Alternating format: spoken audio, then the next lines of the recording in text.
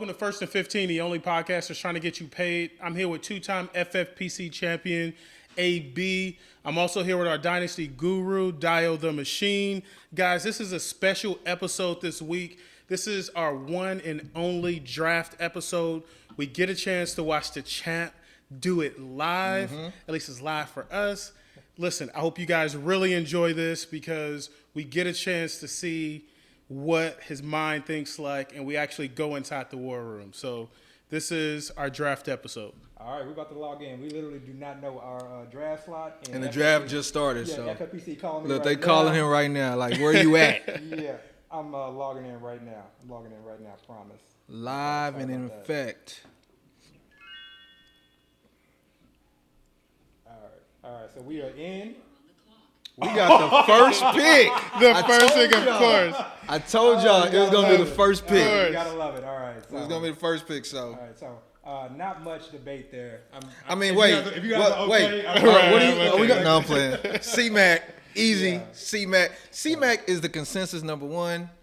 I mean, I've seen some Kelsey, maybe a Cook. earlier. Yeah. But come on, people, it's C-Mac. Man. Yeah, this It's is C-Mac. one of those situations again where I just, I'm really trying not to play any type of games. I mean, you get the number one overall. Right. Don't think about it too hard. Yeah. Unless you drafted 10 times and you have, 10 number one overall picks and you want to try to diversify a bit, maybe. Even still, man, I would still just take Nah, C-Mac. I understand it. And even with that being said, it's not, to me it would not be unfathomable if he wasn't the overall number one at the end of the year. Oh, of barring course. injuries. Of course. But, But this is a game of probability. exactly. And the Exactly. probability is Exactly. he's going to smash like he Exactly. smashed in the past when he was healthy. Even last year when he was healthy, those few games, he was smashing. Absolutely. You know, absolutely, so. absolutely. But anyway, the number 2 pick, Alvin went number 3, Kelsey went number 4, so it's been pretty standard. I guess you can maybe say Kelsey. Yeah.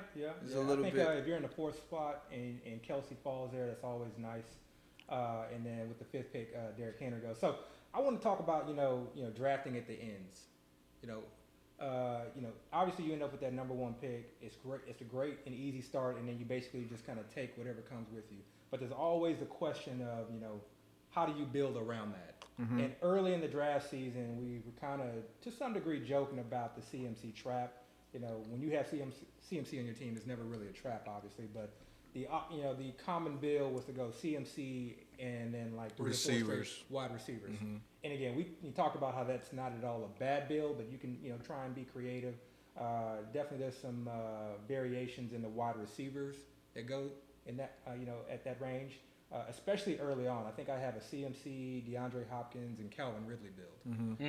But when you draft early, it's a good and bad thing because you find value in certain areas, but then you aren't necessarily aware or fully knowledgeable at other parts of the draft. It's always a learning process, and even right now, entering September, 1 week away from season opener, we're still learning. So real quick. Yeah. So I'm looking at the way the draft is going now. For a while, in most drafts, Tyreek Hill was the number 1 receiver being taken. As y'all can see, lately Devontae Adams is starting to threaten. In this draft specifically, Adams was taken before Tyreek. And then Aaron Jones, and we've talked about the Packers on the pod a few times before the Aaron Rodgers news was solidified. Aaron Jones was going in the 2nd. I've seen him go in the 3rd. In this draft, he's being taken. He's 9th overall, so you kind of see how far up Aaron Jones has kind of came now that we know Rodgers is in the mix. So, interesting, fun draft. We don't really know how it's going to go. I don't even think we looked at how many badges are in this draft, did we? Yeah, you want to check and see how many badges? Well, my screen is being Okay, recorded, so you can check on yours. Let me check and see how many badges in the draft.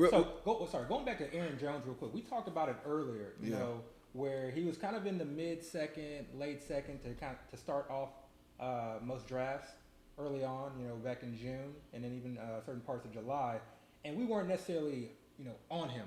But then once, we were starting to get worried about whether Aaron Rodgers was returning back to Green Bay, we started to see that fall happen. And immediately when we saw that, we, at least I was just, ready to try and draft so I could take advantage of some late round Aaron Jones. I kept talking about, I really want to get a build where I can get, a 3rd round share of Aaron Jones because I just think that's just going to be so unique. And I got a couple of late round second shares, but getting that elusive third round share was tough. So Interesting guy right now that was just drafted is Eckler.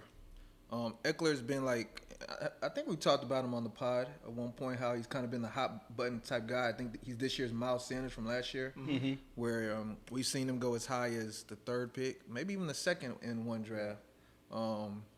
We in the early draft season, we're seeing him going in the second round.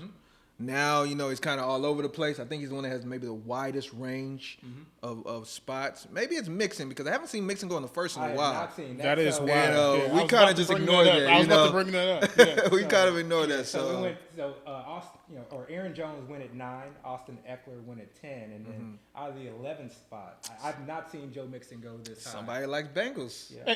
And actually, I've been seeing Saquon kind of creep into the second. So to see him still back into the first, Oh man, People really don't know where to go with Saquon right now. it It's, yeah, seems you either like. like him or you don't. Oh, You yeah. end up in a draft where there are a lot of people who just want to avoid the injury. Then he really falls, and we saw yesterday he fell to the Back in 212. back into the No, second. 211. 211, that's right. Because Sorry. C-Mac went the second Yeah, pick. that- So a team got C-Mac at the second pick, and then they got Barkley at the 11th pick in the second round. and then So CH in the third, which I Yeah. don't necessarily know. I mean, if I start off like that, I'm probably going to hammer wide receivers for I like few rounds. CH though. So I do. I like how. I mean, obviously you're gonna like having C-Mac. Yeah. But I think that team actually, they ended up drafting, I want to say Edmonds at one point. Chase Edmonds? Chase Edmonds in the 6th round. And I remember, I literally, this draft board just it's just imprinted in my memory because he was so close to getting Brandon Ayuk. Oh, He was really? Yeah, he was like a pick away from. So he could have just had a monstrous start because I think he also had Adam Thielen and another wide receiver in that tier. I can't Speaking recall. of receivers, Diggs also was a guy I saw being in the back end of the first for a while. Yeah. So I don't know if he's starting to fall a little bit or just the fact that other guys have gone up. Yeah. He's kind of come back. And that's one thing I always like to bring up. When people talk about guys that are reaches or guys that are values, when a guy is being drafted higher than he usually is, all that means is guys that were taken higher are now going to be taken a lot lower. But at the end of the day, people, like right here, Diggs is taking, 203? Diggs was probably taking 110 before, but then Eckler was taking 203. So it's the same type combination. Yeah, and so just to kind of let everyone know. Again, we encourage you all to watch the YouTube version. We have the live board up. It'll a lot of this will just be a lot easier to follow. But so at the 112, Saquon goes. At the 201, Jonathan Taylor. Then Nick Chubb, followed by Stephon Diggs. Then followed by Darren Waller. I haven't seen him fall that far into the second round recently. Then Calvin Ridley. Then Najee Harris. So even though these players are maybe going, a slight past ADP or a little bit ahead of ADP, in all honesty, it really doesn't matter. When I look at this back round through the first 2 rounds, whether you take one guy in the first round versus another guy in the second round, in the end, to me it makes not a lot of difference. Right. Especially when you look at drafts that occurred back in June and July. Some of these guys that were going in the first were going in the second now. Now some of the guys that are going in the second go in the first. Right. Like we talk about it, it's almost always a rearranging of the board. Just a shuffling of the deck. Yeah. So real quick, while we're and by the way, DK Metcalf just went. You're 5 picks away. What are you looking at? So when I get about 4 or 5 picks away, this is when I like to load the queue. That way I'm not surprised, not shocked, not concerned, not flustered about who I want to pick. And so I'll put about 6 guys in the queue if I'm 4 picks away or so, and then try and do my best to rank those guys. Okay, I'm gonna tell y'all who he's putting in the queue right now. Like I'm looking at it right now. Show us the cue. Yes, Show us the cue. Hopkins, Justin Jefferson, AJ Brown, and CH. He had Kittle as well. Hopkins just went, so he just got removed. And then he lastly added Keenan Allen. Is this your order or this is just guys in your queue? This is just guys in the okay, queue. This is so just it's not an guys in the order, queue. but those are the guys he has. So ideally, there. what I would like to happen is I'd like to get George Kittle, and I'd like to get Justin Jefferson. So CEH just went. I love that. I wouldn't mind a Justin Jefferson, Keenan Allen type build, or Justin Jefferson. I love Keenan AJ Allen this year. Brown. These 3 wide receivers, you can't go wrong. The only reason I'm considering tight end here, and this is where it kind of comes down to understanding ADP.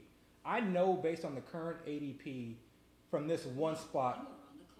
Kittle just went. So Well, never mind that. yeah. So All right, so just to recap for the audience, we have Kittle who just went. CEH is off the board. Hopkins before that. Antonio Gibson. Who are you taking? You got 3 wide receivers in your queue. yeah, so I got 3 wide receivers. I'm assuming you're taking 2 wide receivers right I'm here. taking 2 wide receivers. Okay. And I already know who I'm taking, but I want to speak a little bit and give us a little time. So, Wait, can I see the running back before you pick your receiver, just to Yeah. see who you're skipping? and that's a good thing. That's an important thing. Yeah, I try to avoid looking at specific positions because then you Okay. just lose sight of what's on the board. So what I was saying earlier, I was hoping the reason I was hoping George Kittle would fall to me is because knowing what I know about the tight ends that are going to be available there, at 4 or 5, likely Andrews, Hawkinson, and Pitts are going to be gone. Andrews might fall to you. If Andrews falls to me, that would be perfect. So he just went Justin Jefferson at the 212. And if you haven't heard me before, I'm really falling in love with Justin Jefferson. Them losing Irv Smith, another significant passing target. Obviously, Rudolph is gone. Tyler Conklin. No, I'm sorry. I don't know. I was flustered. I don't know what's going on right there. Yeah.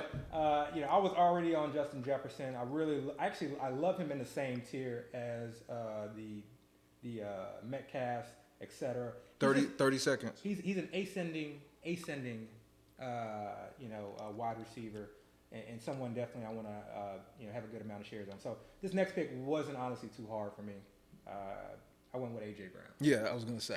That's my that's my guy. Like, Because please. I was sit over like, why please. isn't AJ Brown in this discussion? And there are gonna be a lot of CMC, Justin Jefferson, AJ Brown builds. But I don't care. I don't necessarily care so much about diversifying because I know in the back half of the draft I'll be able to do so. And as Dale likes to mention, drafting is such I don't even want to say a small aspect. Obviously, whatever the next tier above small is, in-season management is so key. Drafting is like so the important. orientation. It's like when you get the syllabus in class. It's like, the formality. Yeah, That's what you called it exactly. before. It's the formality. Yeah, so So I think I'm happy with the start thus far. CMC, Justin Jefferson, AJ Brown. Now, with Amari Cooper being banged up, of course, we don't expect him to miss significant time. Why not go CeeDee Lamb there if we're expecting this Cowboys offense to explode, especially because we don't expect that defense to be much better? Why not go CeeDee Lamb there? This just to me, there's too many mouths to feed. I don't want to say too many mouths to feed because they could potentially feed them all, but there's still too many mouths to feed in Dallas. So I think CeeDee's more than adequate, or I think his ADP is more than justified where it currently is. But when I think about guys who could potentially finish as the number 1 overall wide receiver, Justin Jefferson is well in that range. Okay. He's well in that range. I mean, he could just get force-fed targets. Because imagine, we know that Adam Thielen is aging. So what if Adam Thielen gets hurt? Yeah. Right. Yeah. Justin Jefferson could easily finish like number 1. he's gonna be their only option at that point. And I'm almost to the point where, given the offense, the continuity that Justin Jefferson is in right now with the OC, with the quarterback, etc., I'm almost to the point where there's not really much of a difference between him and Calvin Ridley to me. I know everyone is Calvin Ridley's, darling child, but yeah, I don't see much of a difference there. So, Chris, you want to do a recap of the guys that were just picked? Yeah, so to start the third round, obviously AB took AJ Brown. CeeDee Lamb is coming right after in that second slot, Keenan Allen, then Chris Carson and Allen Robinson. I'm surprised to see Chris Carson go at the front end of the third. I personally like to get him towards the back end of the third if I'm one of those back end drafters. What do you think about drafting Chris Carson at the number 4 position in the third round? I'm a Chris Carson mark, I think, because I really like Chris Carson. I never draft him ahead of ADP. There's just no. That's what I was gonna say. Do you like Chris Carson, or do you just like where we were getting him? Because we were getting him in the 4th round. I do like Chris Carson. Okay. I don't think he's anyone that's going to explode onto the scene as an overall, top 5 running back. But I don't think you need that. You can have these steady Eddie guys that give you good to above average production and win. You don't have to be taking these wild, large swings. Trying to avoid the guys that we consider bland and mundane and vanilla. Some of these guys are needed. Right. I think the first time I won the football guys 2 years ago, I had a guy like Allen Robinson, and we all like Allen Robinson, but nobody loves. People weren't Allen. on him. We were on Allen Robinson. we were on Allen Robinson. Yeah. So, No, I'm sorry to interrupt you, but real quick, I'm just looking at the way the board is going right now. One thing that's kind of stuck out to me, I don't see any extreme like wide receiver, like zero running back builds. Everybody seems to have gotten at least one running back. So everybody wants at least an anchor. You have some teams that have gotten two. We're not finished with the third round, so there might be a couple teams that might get three running backs. We'll see. But it looks like everybody's right now is having an even kill draft. They're not. This isn't one of those crazy boards, right? And honestly, and we just saw Patrick Mahomes go off at pick 310. I think as you start drafting, especially these last few days leading up until the kickoff of the NFL season, there's going to be an influx of new blood. And I think the new blood is going to be more hesitant to draft a zero RB build. Right. So I think we're going to see a lot more balanced building. So if you're someone who's not a fan of having multiple zero RB drafters in your actual league because you just don't like the way the board shifts, then now's the time to draft. Now's the time to sort of kind of take advantage of that. And like Dale mentioned, understanding that is important. Because when it comes back around to me, I need to understand, okay, what running backs are potentially going to be available to me. Now, it's always unpredictable. You never know what the person's going to do, but you can, to some degree, guess to the best of your capabilities, and try and use that as far as deciding who you're going to pick in a given round. Right. You want to do a recap of the rest of this? Yeah. So I really want to start with T.J. Hawk going at the 6 hole. TJ Hawk going above Pitts. I know that we talked about Hawk and Pitts. Pitts is still on the board right now. Do you think that TJ Hawk should go this high in the third round? Do you really see him being that type of tight end to warrant a third round draft pick? Y'all know me. I like Hawk, but I think this is a little high. I do think it's a little high. I don't know if it's due to where his ADP is at. So people just kind of felt like that's where they needed to take him. But value-wise, I do think that's a little bit of a reach. And we're in the fourth round, and we have not seen Pitts go. No Pitts, yeah. So this is what I would like to see happen for me personally, because we talked about, if I could potentially get a Mark Andrews, what's going to need to happen is we're going to need, teams to not double up on tight ends. And if we can get past this 404, so the guy in the 9 spot has Darren Waller. We can get past that and then have Pitts maybe fall just a tad bit further. What that may do is that may push Mark Andrews, because then I only have to deal with, 3 to 4 teams saying no. They need tight end. Yeah, they don't need a tight end. The fact that he's fallen this far, it makes me feel like these players in this draft aren't really sold on Pitts. Because he's the type of guy where it's like the believers believe in him. Like he's going to have almost a historic season. And here we see again a fourth round DeAndre Swift, and I really honestly I wanted a later round pick. I'm not complaining. You asked me, I want the number 1, but if I didn't get the number 1, that later round pick was really what I was hoping for. And so I love the fact that James Robinson is now going in the 4th. I hope that we see Gus go in the 4th, because that pushes other guys back down. Darrell Henderson going in the 4th. So once again, just to look at the board, because I'm always just looking at the board, we're still seeing like even teams. No team has 3 running backs. No team has 3 wide receivers. Everybody's even. When you look at a board like this, if you want to go extreme, and kind of what Abby was alluding to as far as new blood, when people come in to these leagues and they're probably going to maybe have 1 or 2 or 3 teams, they're not going to do too many extreme teams. They're going to try to keep it safe because it's like their one lotto ticket. So if you are a type of person that does like to go extreme, and extreme is one of the ways you win. Sometimes you have to zig when everybody's zagging to get that top prize. This might be some of the best times to get in these drafts, because you can really take advantage of this. Now, is it surprising that normally when Patrick Mahomes go, we see Josh Allen go after that, then maybe the next round we'll see Kyler Murray?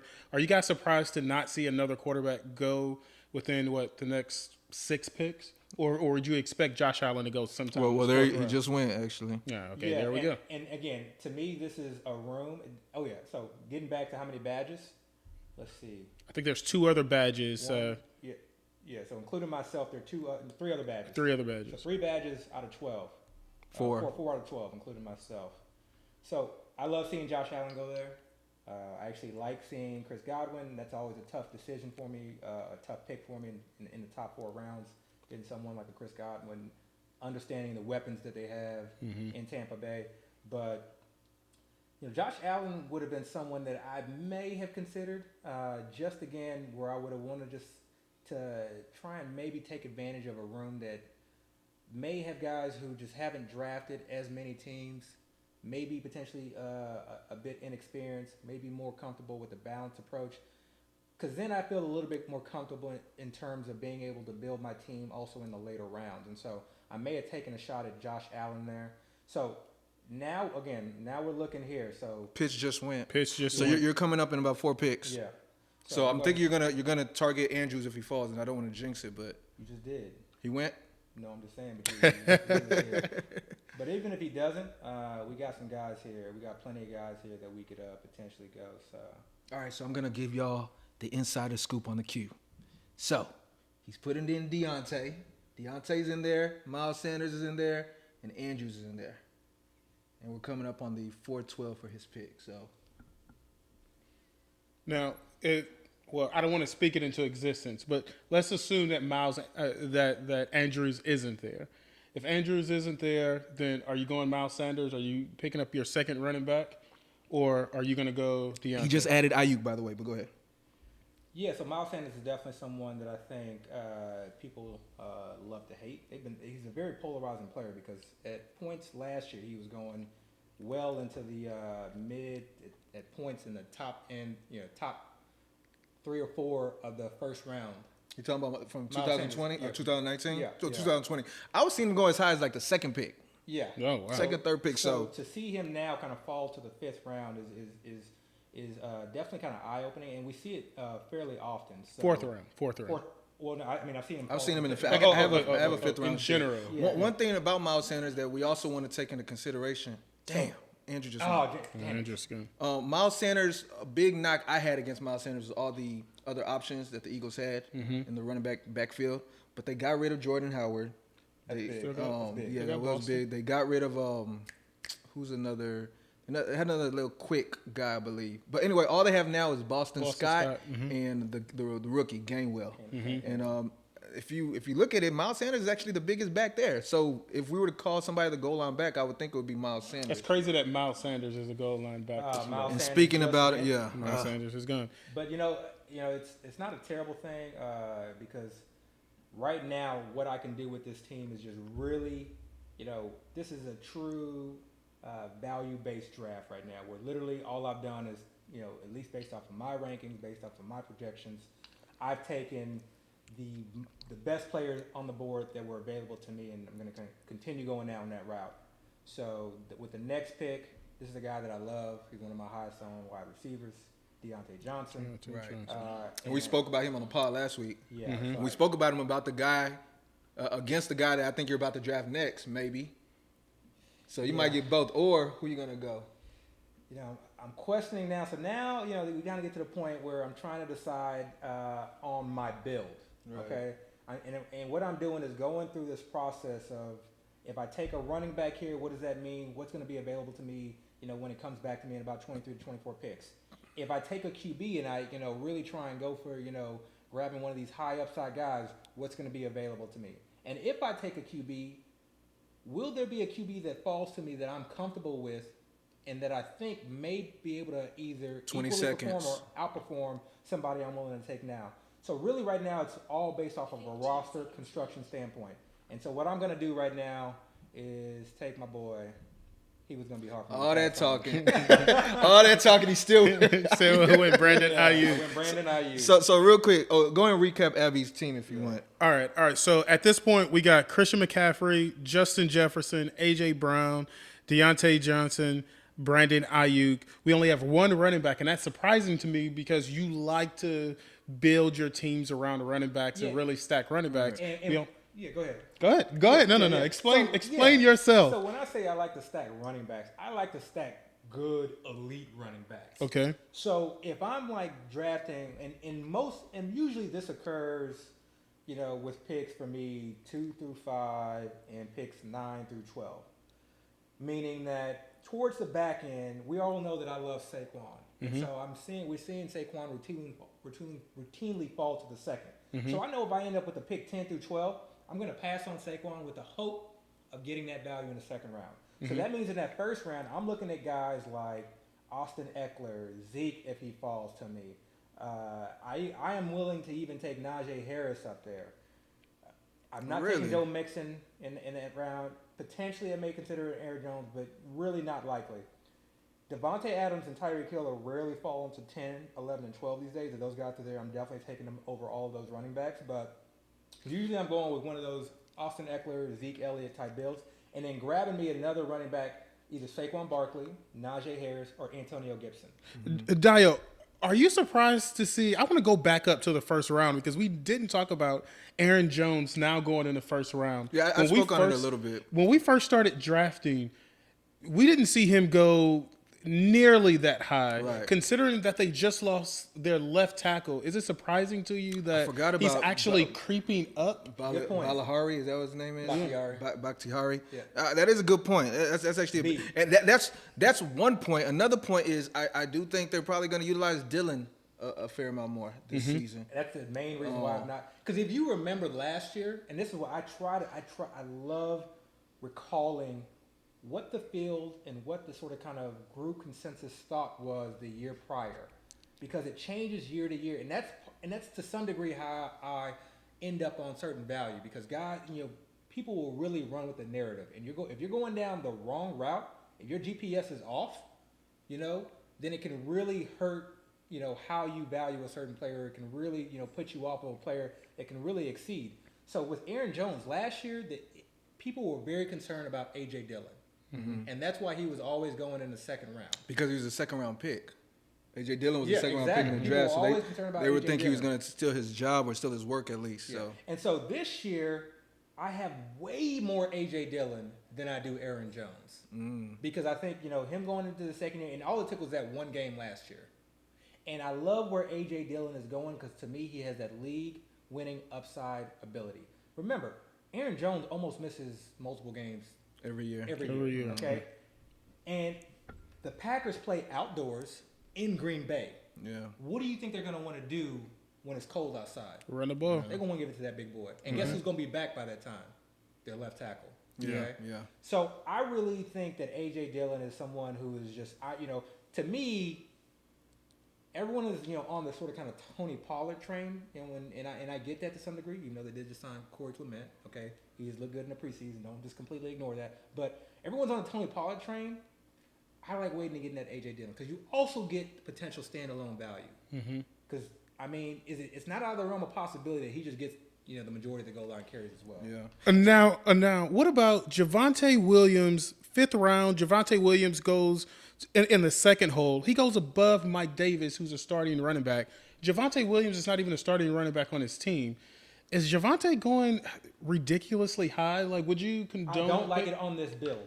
So to me, it's dependent on the team. If this was a team that went 0 RB, or maybe you started off with a tight end, or maybe you just had one running back and 3 wide receivers prior to this, maybe it would be a better, pick for that team, that kind of high upside. But you have Dalvin Cook, you have Miles Sanders, and now you have Javonte Williams. And you're passing. It's not just that you picked Javonte Williams; it's what you passed on. What people need to understand is, come week one, put yourself in this mindset. When you're setting your lineup week one, you need to be able to go through your team and say, I'm starting this player, this player, this player, et cetera, et cetera, et cetera. 2 running backs, 2 wide receivers, 2 flex, and a tight end. And if you can't comfortably build a starting lineup, then you have not drafted appropriate. Right. So with this guy right here, you feel comfortable? So you think Javonte is going to just come right out the gate and start? Maybe you know something I don't know. He's not. But that high in the 5th round, I'm not passing on guys like Adam Thielen, Julio Jones, who even if Javonte is doing well, still may not outscore these guys. So there's always a cutoff to me. And Mike Davis, we're a week away from the regular season. Yeah. We've just seen Atlanta let go of running backs. Right. That's all we've seen them do is let go. They have not added anybody. Yeah, it's just him and Ali. It's just him and Ollie. Yeah. And then, you know, and then Cordero. Gabby. Cordero No, Patterson. yeah, Cordero. Patterson Yeah. too. Yeah. Real quick, I want to speak on Abby's team right now. So the fact that, you know, obviously C-Mac is a given, but the fact that he did take 4 wide receivers, those are basically going to be all the players that fit in his wide receiver slot and both of his flexes. So right now, if you think about his starting lineup, he still needs to fill in that running back 2, the tight end, the quarterback, obviously, and then from there, depth. I'm not really sure what he's going to do at this point, but at some point he's probably going to want to hammer running backs a lot more because it's not like he can play a wide receiver in the starting lineup anymore from here. So it's going to be interesting. But one thing I do want to point out is Team 7 actually has a very similar build to Abby. Extremely similar, almost exactly the same. But look at his players. And this is why I don't like, this is why the idea of zero RB to me only makes sense if you're getting the right wide receivers. You can easily as argue a robust RB build if you're getting the right running backs. I don't want to hear the nonsense. If you're in a large field tournament and you're talking to me about playing the averages of who gets hurt and who doesn't, that's not how you play a large field tournament. We all have to get lucky to even, you know, make it, you know, to the playoffs, let alone that large field tournament, let alone win it all. So you have to be able to battle injuries throughout. So when you look at Team 7, okay, I have Christian McCaffrey, he has Devontae Adams. You know, honestly, you know, either of those guys could finish above the other. They can be number ones in their respective positions. Or, you know, Devontae could be number 1 overall. Then I have Justin Jefferson and Najee Harris, okay? Again, side by side, A.J. Brown, Terry McLaurin. I think most people are going to give the nod to A.J. Brown, but maybe it's close. Deontay Godwin. We got Brandon Ayuk, Jerry Jeudy. That's the difference maker right there to me. Like that's the big difference maker. Exactly. But I think, you know, for me, it's, you know, if you were to just kind of look at rankings and look at projections, my team is basically going to be blowing this team out of the water from a projection standpoint. And I think that's how, you know, the zero RB builders, they're more looking from an analytical standpoint of, okay, who's less likely to get injured and who's more likely to put up the most points from a PPR standpoint. So I don't think it's just the idea of just reaching for wide receivers and just getting a bunch of wide receivers. So let's let other people know because there's some interesting picks that have gone by. Just to update the audience, both Kyler and Lamar who went in the 5th round. Obviously, we talked about Kyler going in the 4-hole. Lamar Jackson went at the back end of the 5th. It looks like Team 12 took Lamar Jackson and Logan Thomas. Pretty evenly stacked team. They started off with 2 running backs, 2 receivers. They took their going a lot higher than I've been seeing. This is new because I did a draft a couple days ago. So we mentioned, I want to bring this up real quick. We mentioned the wide receiver dead zone. Okay, so to me, there's a cutoff here, and now we're starting to see a lot of wide receivers creep up. And this is where I talk about us getting into this wide receiver dead zone. Yeah. And the reason I call it a wide receiver dead zone is not because these wide receivers are going to bust. It's because I feel like I can get equal value later. Wide receivers later. Okay. Like Tyler Boyd now is over Chase. I mean, I know what's been going on as far as preseason and Chase's struggles, but I would not have expected to see Tyler Boyd going over Jamar Chase at this point. And again, Chenault, I'm still kind of flabbergasted on Chenault being that high. So give them the order. So 501, I took Brandon Ayuk, then Javonte Williams went, then Adam Thielen, then Kyler Murray, then Julio, then T. Higgins, then Jerry Jeudy. Again, we talked about the rise of Jerry Jeudy. Jerry Jeudy, yeah. I was going to bring that up. Yeah, Mike Davis. I'm not even talking about. I'm talking about the guy that was just taken. Yeah, Trey Sermon. Trey Sermon in the back of the 5th. Myles Gaskin. Okay, usually we're seeing him fall a little bit. Then Laviska Shenault at the back end of the 5th round. It's just too high for me. Too high. Lamar Jackson. And I like Shenault. Yeah. Speaking of too high, we have to stop this. We have to talk about this Michael Thomas. Yeah, Michael 6th Thomas was just round, taken. Michael Thomas. Dio, if you had to draft Michael, or if you were going to draft Michael Thomas, where would you draft him? Right now, I would draft Michael Thomas if I wanted him on my team, because I feel like at this point, the people that are going to draft are people that want him on his team. Not so much you're getting him at a value. So if I want him on my team, I'm going to have to, or I would take him after I have pretty much all my wide receiver slots filled, including my flexes. This guy is taking him as if he is going to potentially be a starter. The problem with that is Michael Thomas is going to miss 6 games minimum. Minimum. We're not even saying for sure he's going to be back at that point. So you're basically just going to hold on to this guy for half the season. Mm-hmm. What is the regular season of FFPC? 13 weeks? 13. So you're basically saying that you feel like your team is going to be strong enough to where for half the season, you're going to be able to make do without having Michael Thomas available for you. You skipped on other players that you can take there in hopes of still being able to make the playoffs. And then once he's back, you hope he's going to give you that power or those points to make up for all that time you were holding off on him. So I don't like that strategy at all. Yeah. Again, we got newer drafters right now, and Michael Thomas is a name, and sometimes you have to understand names get drafted higher than they should. But I don't understand that logic. Now, when we first started drafting, you guys advocated drafting early, getting into some of these drafts early because you can get some value. I remember us taking Damian Harris much later. He just went now in the sixth round. Talk about Damian Harris going in the sixth round and where you were getting him back in June. Yeah, so this is one of the reasons why, I was strongly considering Miles Sanders, understanding that the room that we were in very early on. We, mentioned it before about how we're kind of in a room where people are wanting more balanced build. I was anticipating a lot of these running backs go. Damian Harris may be a little bit higher, but I'm not surprised whatsoever. I felt like people were going to make sure that they at least got their second running back. So I feel very comfortable, and the reason that I went Brandon Ayuk is because I knew this running back that I'm likely going to select was going to be available. Oh, wait, real quick. Sorry to interrupt. So Abby's up next.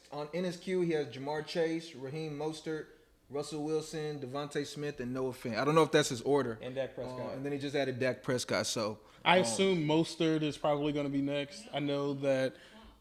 All right, but you're literally on the clock. The true serum. So look, so this is where my hand is forced, okay? And it's not even forced. This is where you have to understand that I have since episode 1, I've not been a Jamar Chase guy, right? I've not been a Jamar Chase guy. I felt like he was going too early. But he is now at the back of the 7th or back at sixth round. You can make him a 7th round pick I'm if gonna you make want. there you go. I am going to make him a 7th round. just Push because. that ADP back just a little bit further. Just because you want to be able to say you got this guy in the. But who's the 7th running round. back you taking is the question. Okay, so this is the guy that I've talked about in the group chat very recently and had brought his name up and had been urging you guys to try and get you some 20 shares seconds. up. In this particular build, and I've done this before, at the back end of the 6th round, I went with Raheem Mostert. Mostert, I knew I it. think so. I had been a Trey Sermon guy from day one, and this is why it took me so long to get to Raheem Mostert. I love Trey Sermon. I keep we talked today. I literally called him and was texting him.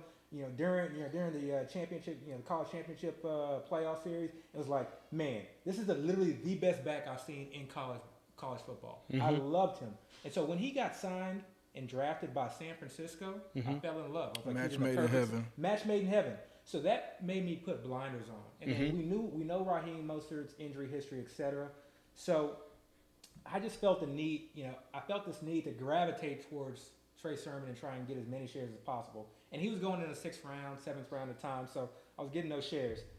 But what we've seen throughout the offseason has been the steady narrative that Raheem Mostert is the 1A back. He's also been held out of preseason games.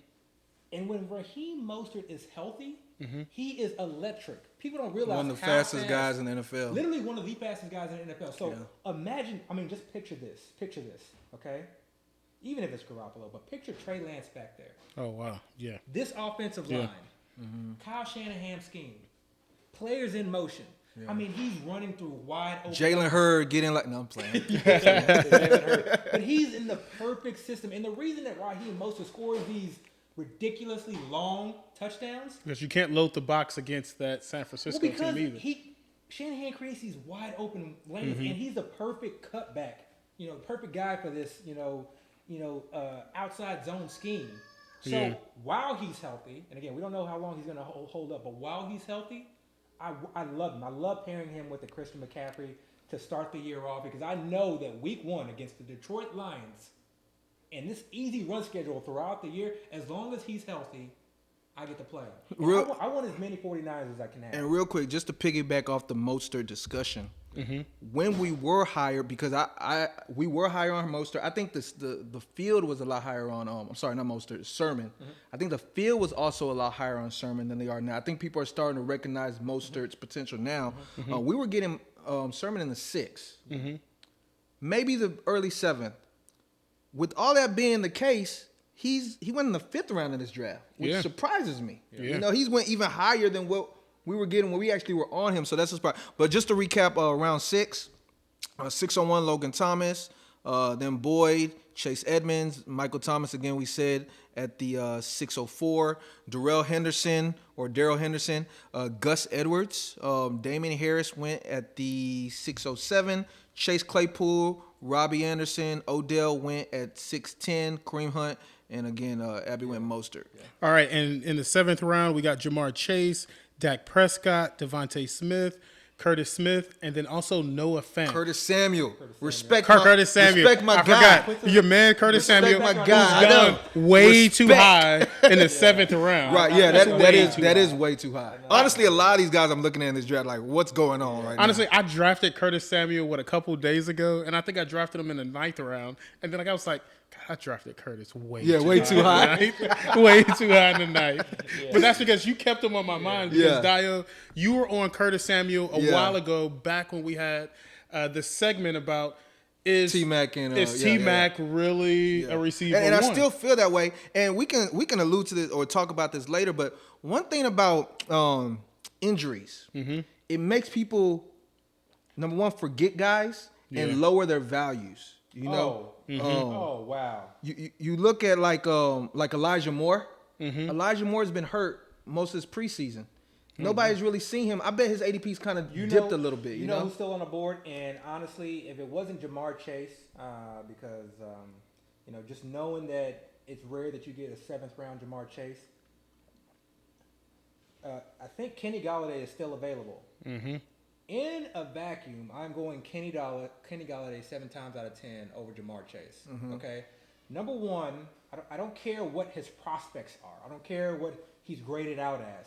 He is still a rookie that still has to acclimate to the NFL. That still took off an entire year. Kenny Golladay is good. People need to understand that. He is good. I understand what team he plays for, but he is a good But like I said, player. he's been hurt. Yeah. So Exactly. because he's been hurt, Exactly. all that stuff does not matter. Exactly. Like, people are concerned about injuries in the preseason, and they don't care about injuries in the regular season. Right. As if these guys that we're drafting now, they're going to get hurt. Yeah. Here's a trick.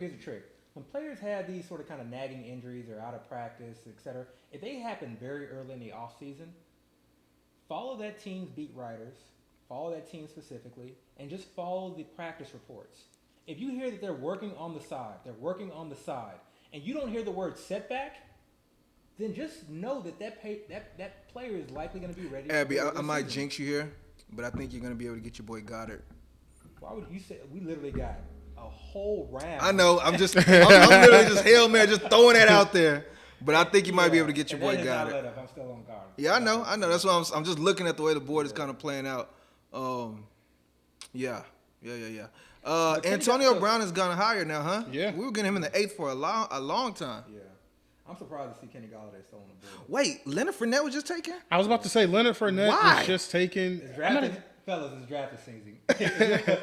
Our person take. Is he even a person starting take- back in Tampa Bay? It's drafting season. He was not starting in the last preseason game. Right. That's what. And Rojo looked pretty damn good. He looked pretty good. What did they just literally somebody just took my. This is like my fallback. Jonnu? I love Jonnu Smith this year, but so. For me, as far as it comes to the Tampa Bay running back backfield, Rojo is definitely the guy to own. And if you're going 0 RB, especially in the FFPC, I would be targeting Rojo literally in every single draft. Single draft. People are like on the Geo bandwagon, et cetera, et cetera. No, you really should be strongly considering targeting Rojo in every draft. 8th round, in my mind, 9th round is not too high. And honestly, if I'm 0 RB, I would be going for it in 8th round. Rojo is a good running back. Get it out of your heads. I know we like to bag on Rojo, but he's a good running back. He can't catch. He has brick for hands, but he is a good running back, and he is in a high-powered offensive system.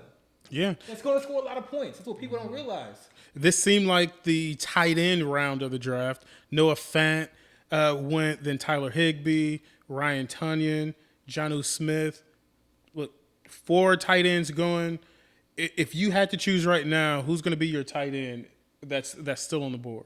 If Goddard, so we'll see what Team 8 does. Even with Ertz still there. 8, I love Goddard because there's still a possibility, strong possibility that You still holding out that hope? Ertz gets traded. But even if Ertz doesn't get traded, I like the talent of Goddard. So getting him in the 8th round to me is really no different than getting a lot of. I'm not a Tanyan guy.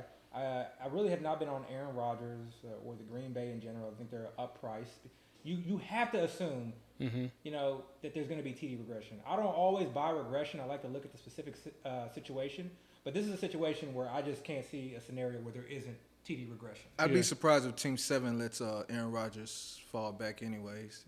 You mean Goddard, Dallas Goddard fall back? No, Team 7 Aaron because they Rodgers. don't have I would see them wanting to pair Adams I'm waiting on quarterback. Yeah, I know. My guy. I know. My guy is Jalen Hurts. This isn't live, so we can talk about our players right now. Right. And Kenny Galladay has still. Correct me if I'm wrong. He has still not been chosen. He has still not been chosen. He's still on the board. I think he just got back to practice yesterday. I think they said he did individual drills. So people still have a sour taste He's not on as far as short-term his IR availability. either. Yeah, and he's not on short-term IR either. So It's just the fact those hamstring injuries just are so tricky. yeah. But he's not a fast twitch type guy. So it happened like 3 or 4 weeks. They've been smart about it. Again, I'm always listening for is there a setback, and I haven't heard anything. I'm definitely taking Kenny Galladay over Courtland Sutton. And I had a chance to watch the. Can I see the quarterbacks that are available real quick? Because Brady just went, and I'm tough surprised Brady went over Russ Wilson. And who else did he go over? Because that's Justin Herbert. Herbert. Wow, that's a little surprising to me. Yeah. And Aaron Rodgers, who we just spoke on. I would take all 3 of those guys over Brady. And this is a situation again where I'm reading the room. I'm going to have to make a decision whether or not I'm going to take a quarterback earlier than I would, because this is a room where I feel like there is a chance that people may double up on quarterbacks. And that's something that you always got to think about. You talk to yourself, okay, I'm going to wait at quarterback, and then when everybody else is taken, I'm going to wait even longer. Well, some people will take a second quarterback fairly early on. And it's one of those things, you can't be mad at yourself because someone took your quarterback. You have to understand that's a possibility. You have to kind of read the room.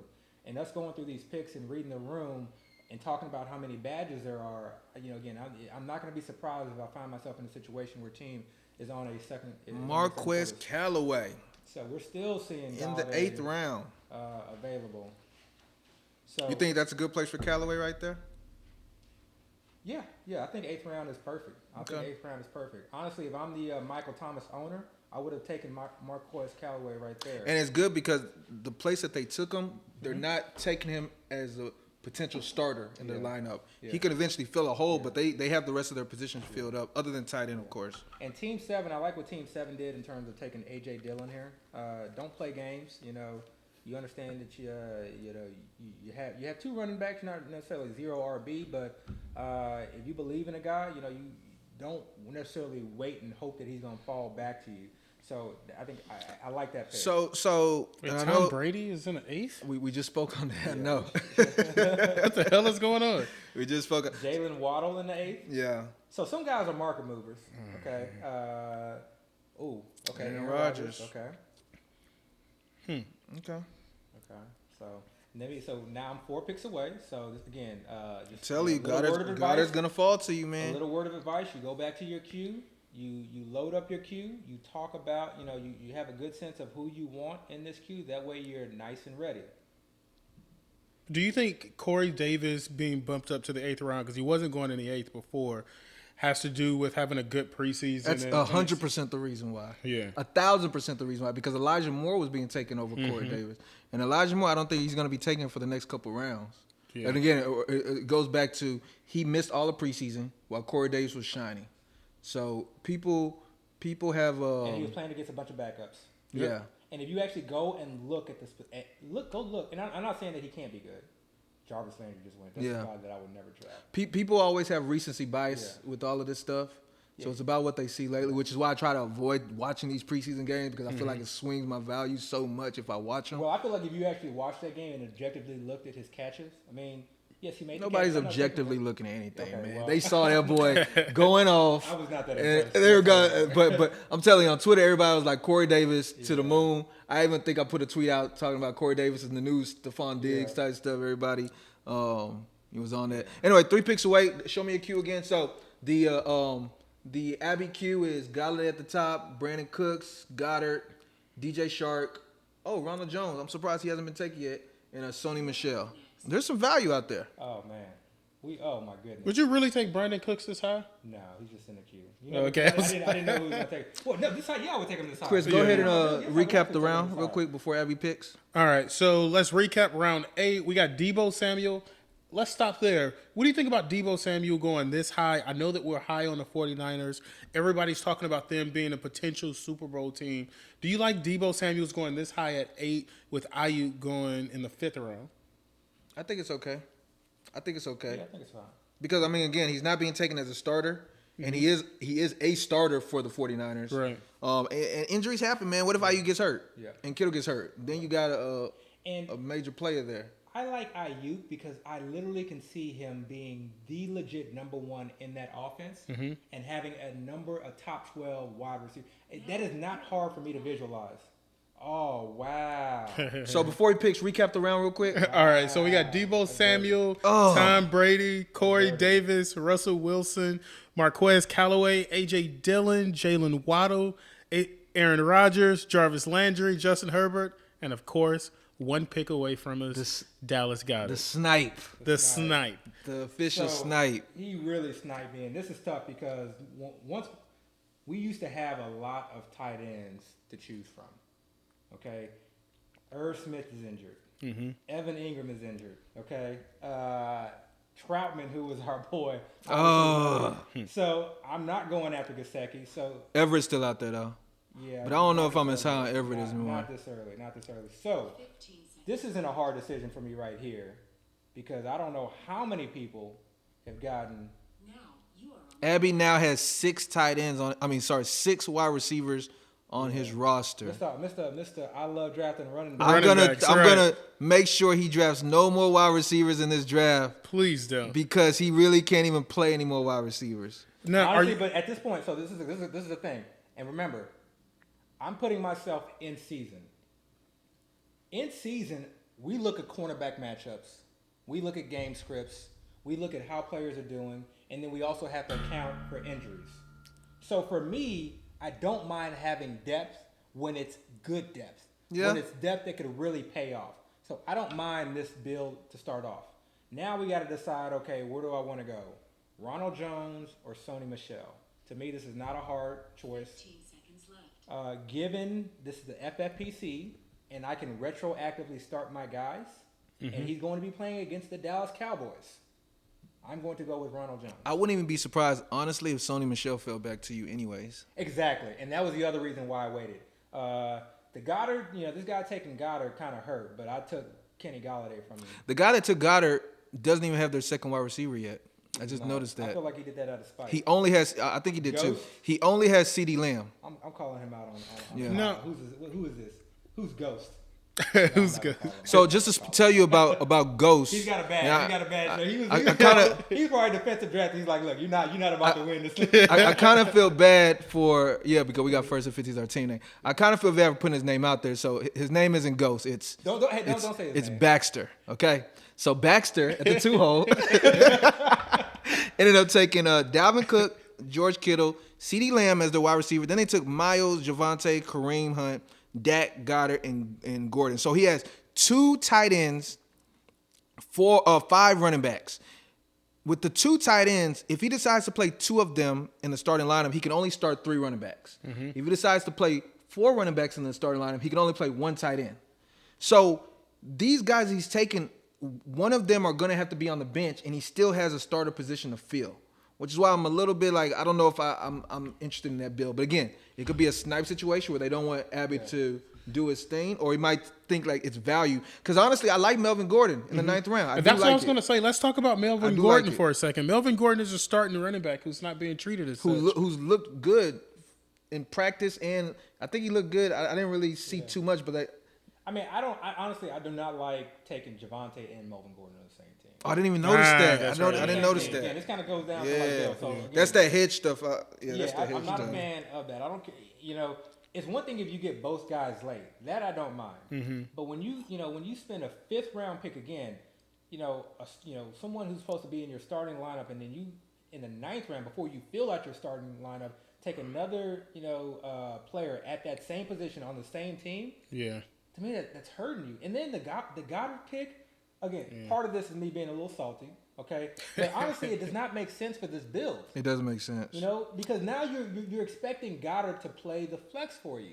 And Or again, you if draft you him as a backup tight end and you exactly wasted an 8th round pick. a backup tight end this high is not ideal.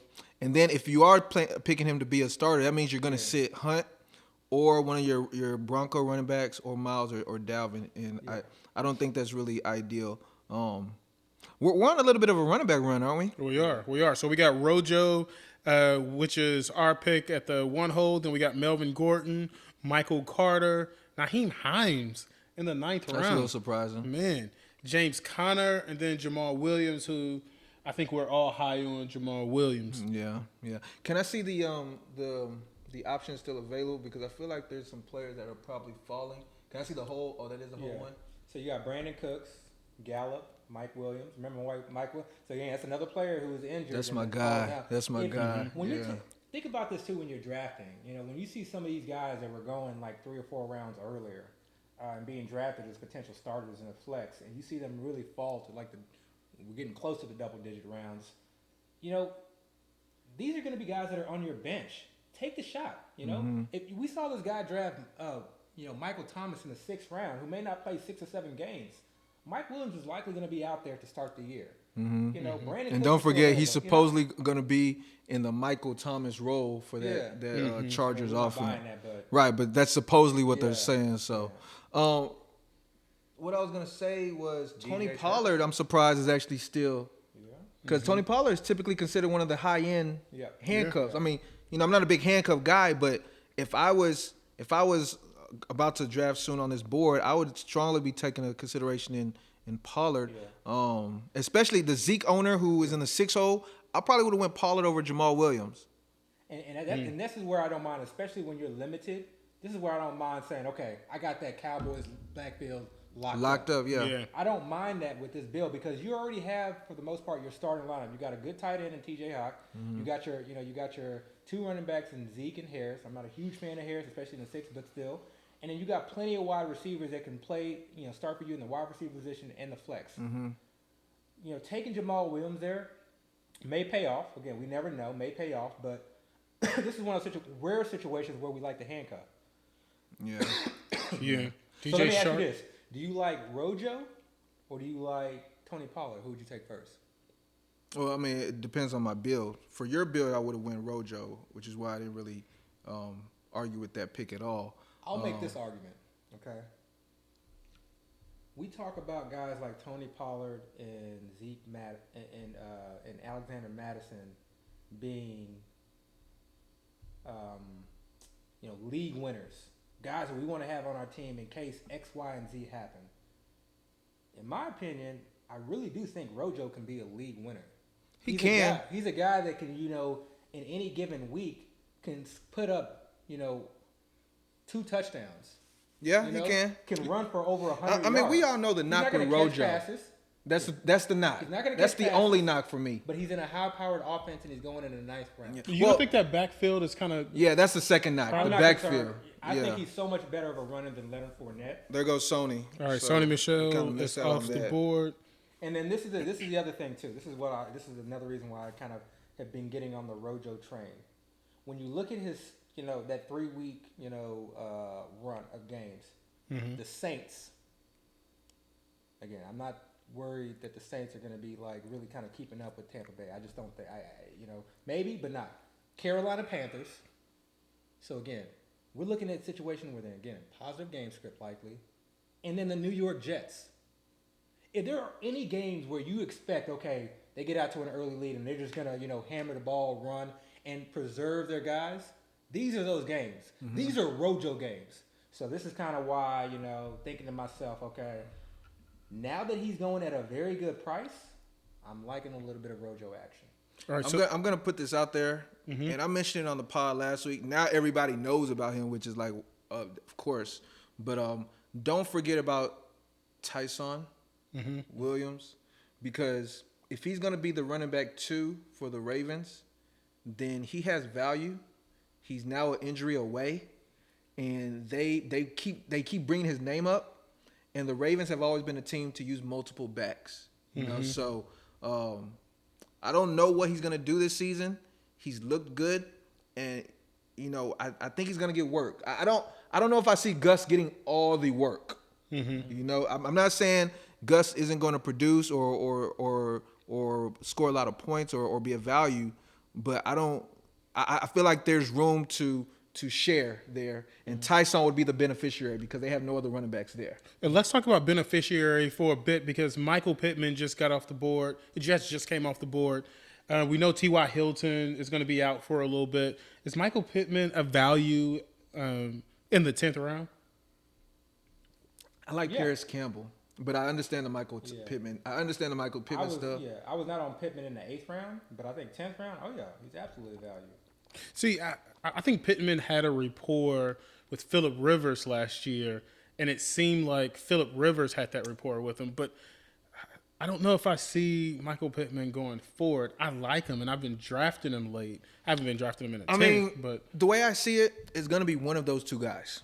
T.Y. Hilton is now out the picture for however long. He just had neck surgery. Who else is there? I mean, Zach Pascal. Zach Pascal's like a possession wide receiver. Is not uber talented. I mean, he's gonna be consistent or whatever, but Zach Pascal's not gonna just give you those super high end games. If you look back to what Paris Campbell did in the first couple games last year, Paris Campbell actually scored a lot of points. Surprisingly, not a lot of people were on him. He was one of the higher waiver ads in those first week or two, and then he got hurt. Paris Campbell, don't forget he was at Ohio State. A highly touted prospect. I think the Colts took him in the 2nd round. He was hurt for the season his rookie year. Last year was the second year he was hurt for the season again. People kind of forget about him, but they're claiming he's healthy. My comp to him, and this is probably outlandish, so don't come at me, but my comp to him was almost Odell Beckham-ish. I'm not saying he's going to get there, but he just has similar traits to me. So if he's healthy, don't be surprised if Paris is the guy. And again, the competition, there's not much there. Right, Pittman can be the guy, but you can get Paris Hilton. I guarantee, and Elijah Moore just went. I'm always interested in going with seeing where Elijah Moore went. I wouldn't be surprised if you can get Paris Campbell in like the 12th, 13th round, maybe even later. And then we can look back at the end of the season and be like, wow, how did Paris Campbell go that far down in the draft? So, but going back to your specific question, I don't have a problem with Pittman there because he's now the highest Colts player other than Jonathan Taylor has been drafted, right? Well, I guess Nyheim Hines, but yeah, they're going to score points. Crazy. I mean, it's not like they're just going to be a dead offense. Yeah. Okay, and so see, and this is what I was talking about earlier about we may be in a room where people may double up at QBs. The Kyler Murray owner, we're in the 10th round. Kyler Murray owner not only took a second quarterback, but he also took Joe Burrow. I understand being a Joe Burrow fan, but number one, you have Kyler Murray, and number two, Joe Burrow goes, a number of rounds later. And I don't even see a reason why. I don't see what if he wasn't trying to pair him with anybody. He has no other Bengals. Again, he didn't need a quarterback.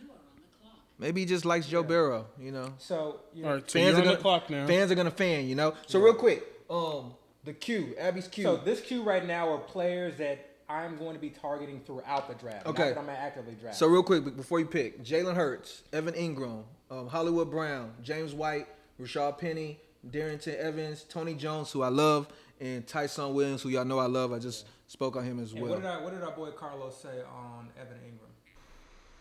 Evan Ingram suffered a calf injury on last week's preseason game. Now, in the lower leg, the calf is made up of several muscles that live in the back there. The gastroc, which is your calf, the soleus that is also connected to the gastroc, and then several other muscle layers that live deep towards the bone. Now, any one of those muscles could have gotten strained during the game itself. He actually went for an MRI on Monday to double check what that strain was.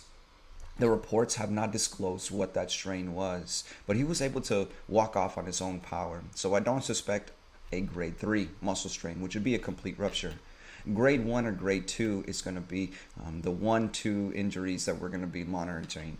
A grade 1 muscle strain, specifically in the gastroc, is going to require anywhere between 2 to 5 weeks, only because of how much pressure and how much force that they have to put through that lower leg, specifically during running, jumping, cutting, sprinting, decelerating, and pushing people up against blocking or whatever they need to do on the field itself for that type of activity. Now, because of that much force, they're going to want to bring him on slowly just to ensure that he is healing appropriately and he has no re-aggravation. Re-aggravation, especially in the gastroc, can set your recovery period back 1 or 2 weeks. And so you're going to want to be smart and make sure that they're bringing him on slowly to ensure that he's healing successfully. Now, a grade 2 muscle strain is going to involve a little bit longer recovery period. Because a grade 2 actually was a partial tear. Now, the muscle itself is a 3D model. It has depth to it and has length to it. And so parts of that muscle itself are torn, not all of it. And so therefore it makes that injury more significant. More stiffness, more swelling, more pain, and more recovery time period for that itself. And so you're looking for a more of a 4 to 8 week recovery period for a muscle grade 2 strain. And therefore, we're going to be monitoring reports from here on out to ensure that the injury itself was not significant, that he's going to be missing multiple weeks through the season. But his season 1 opener is in jeopardy, so I would have a contingency plan just in case that his muscles aren't healing quick enough to start that season 1. And I'm sure they're not going to want to rush him back to jeopardize his entire season. And so his week 1 is in jeopardy because of that timeline and how much pressure and force he has to put through that gastroc. So have a plan in place just to make sure that he does start week 1. If not, then you have something in place. This is a situation where there's no need for me to reach for Evan Ingram. This is a situation where I'm not going to play much in terms of 15 games, seconds left. and I'm going to get the quarterback that I literally have been targeting for the last month and a half because of his ADP drift. The suspense is killing everybody. He's taking Jalen Hurts. And I know Dale does not want me to take another wide receiver. I don't. But I mean, it's value at this time, and I know your guy is there. I mean, I can't knock a person for taking their guy, because if your guy goes off, you're gonna be mad that you skipped him. You can only play so many wide receivers. Yeah, exactly. You can only play so many wide receivers. But we'll see what the champ is gonna do here. I mean, I wouldn't be mad even if you took Ingram. Ingram is gonna be back. That's what I'm saying. That's why he's at the top of my queue right now. And the running backs that I want, I'm hoping that all these guys go. The next running back that I will take will be this guy. We're not going to say it. We're going to keep this suspense going, even though we know this is not live. And then I could play around and go. If you want to take Evan Ingram now, you can later consider going Troutman, Juwan Johnson, where you still take that Saints tight end room. All right, 10 seconds left. What you got? Oh man, I really want to take Marquise Brown. I really do. Gotta make a choice. I'm not going to take Marquise Brown. We're going to go. So you're going to recap this last round? Yeah. Let's recap. Well, for one, I want to see what the pick is because it hasn't come up for me. So wait, did we recap the 9th round? I think we need to recap 9 and 10. Yeah. Well, I'm going to show the board, but you just took Evan Ingram to start the 11th round, but you took Jalen Hurts in the 10th round.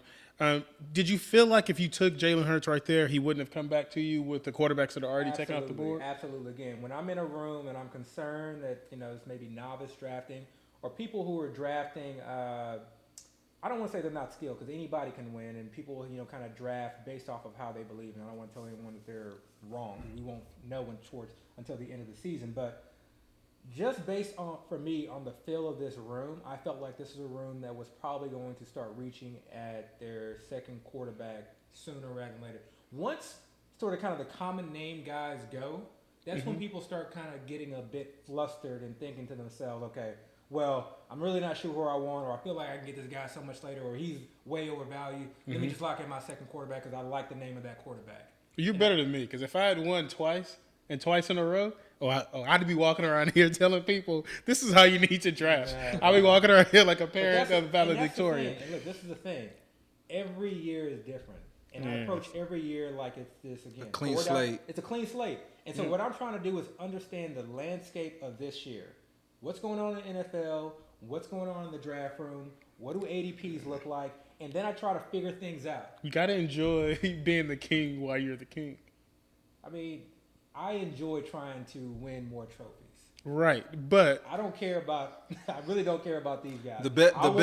I'm looking for 2020. The best trophy is the next trophy. Exactly. You know. you're better than me. All right, so round 10. No, we still need to recap round 9, I believe. Round 9. All right. So round 9, Rojo. We chose Rojo in the first. Out of the first position, then we got Melvin Gordon, Michael Carter, Naheem Hines. I feel like I went over these. James Conner, Maybe you did. Jamal Williams, Kenyon Drake, Brandon Cooks. Then we got Mike Williams, DJ Shark, Zach Moss, and then Mike Gesicki. Okay, so before you gotta go, so we had a lot of guys in this round go, I think, at some significant value, or at least lower than their ADP has been. Michael Carter, we're starting to see that he's not getting a lot of run. I don't want any Michael Carter. I don't. Same. I'm not even looking at him as a guy to stash. I just don't want it. Like it's just a wasted 9th round pick to me. You go have at it. I didn't think he looked great in the preseason personally, but keep Michael going. Carter? Yeah. Really? I didn't think he looked great. He looked good, but I just, just that so. it's one thing if you're in you're in Javonte Williams situation. Another thing if you're with the Jets. I'm not a fan. James Conner, don't mind in the 9th. Jamal Williams don't mind in the 9th. Kenyon Drake, I'm kind of iffy here on Brandon Cooks. I like again Cooks, number 1 wide receiver on the team. Even though people think the Texans are terrible, except Deo. We know Deo doesn't believe that. As rep. Mike Williams again, seeing him going in the 9th. You good? DJ Chark, who's just taken, is one of the guys I've seen fall. Quite precipitously. Injury, team. The situation of the Jacksonville Jaguars. Understandable. Zach Moss again. I'm not touching. Has Marvin Jones been picked? Oh, he was just picked. Wow. Yeah. Okay. And then Mike Gesicki. So why don't you go over the 10th round? All right, so in the 10th round, I guess we started with Jalen Hurts. No. No. Start with Sony. Sorry. Sony Michel, Tony Pollard, Will Fuller, Michael Pittman, who we've already talked about, Gerald Everett, who I don't like going in the 10th round, Matthew Stafford, who I also don't like going in the 10th round, Jacoby Myers, Elijah Moore. Then we got Joe Burrow, Darnell Mooney, who's kind of crept up, Alexander Madison, who I think people are drafting in the 10th based on last year. And then we finished off the 10th round with Jalen Hurts. So real quick, going back to Baxter in the 2-hole. Yeah. I just realized they took another running back. Yeah. So they have, and Madison was more of a handcuff. Yeah, he locked up that backfield. Yeah, he locked up the Vikings backfield and he locked up the Broncos backfield. But again, he waited to take his, and he just took his wide receiver 2. But the wide receiver 2 he took was a wide receiver on the same team as his wide receiver 1. Right. So he had CeeDee Lamb and he took Michael Gallup. Look who his quarterback is. Oh, I mean, I see it. He stacked the That's a true stack, but I will say this. I don't know. Let's look.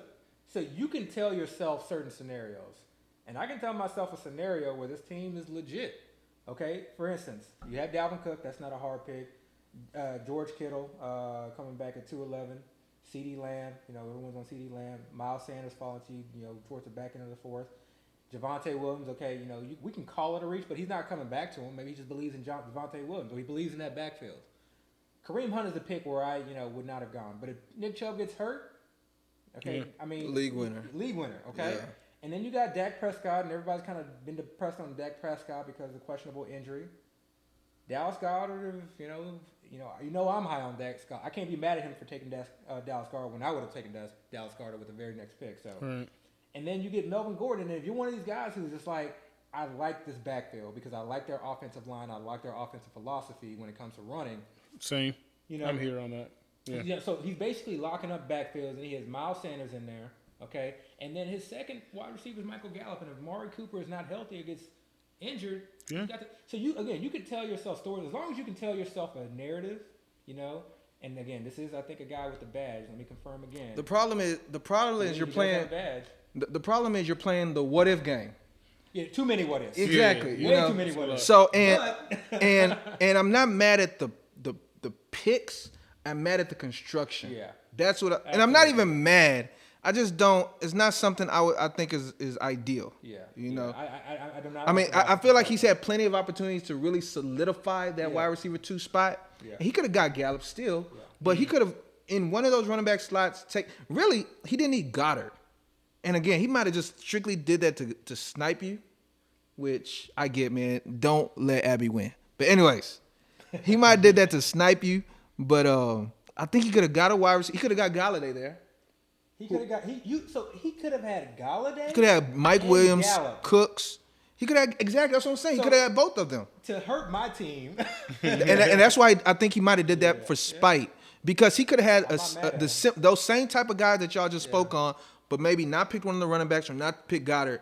Got a higher end or a higher potential wide receiver, and this team would have looked a lot better to me. Yeah. So I'm not really sure what Baxter did, but you know. And his name is not Baxter. We're trying to be polite. Right. My boy Philip Lindsay just went on 1201. I may take David Johnson. I did not even realize he hadn't been picked yet. I did, and Oh, I know that y'all disagree wow. about David Johnson versus Philip Lindsay in that backfield. We're just Yeah, disrespecting. I'm hitting that reverse. I'm gonna have to back on up. Okay. Well, I mean, but keep in mind when we were seeing David Johnson go before, he was going like in the Yeah, 8th round, yeah. Right, You know, right. 8th, 9th. This is the 12th round, Yeah. yeah, and if he gets back to you, you can really get him in the 13th round. You know, I'm not gonna argue against that because here's the thing, man. We've said it. Football is a game of attrition. Everybody's looking at these depth charts for the way they look now. Stop. I mean, I'm not gonna say stop doing that, but come on, be a little bit more, farsighted. Yeah.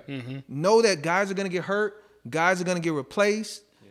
Things happen. So just because a guy's in a muddy situation now, something can happen. Like look at Gus Edwards. When we were taking him before, we were like, okay, he's not the starter. He's had to deal with Dobbins, whatever. Now look how high he's going, all because of one injury. Yeah. So And this is the thing. So number one, based on my eyes again, and I've been someone, I was not happy with the David Johnson, DeAndre Hopkins trade, and it was more based on the trade and not necessarily the players. But I also felt like David Johnson, well, everybody in running Houston mud. loved Hopkins anyway. Like there's But- nothing. Yeah. But I felt David Johnson was like running in mud for a period of time.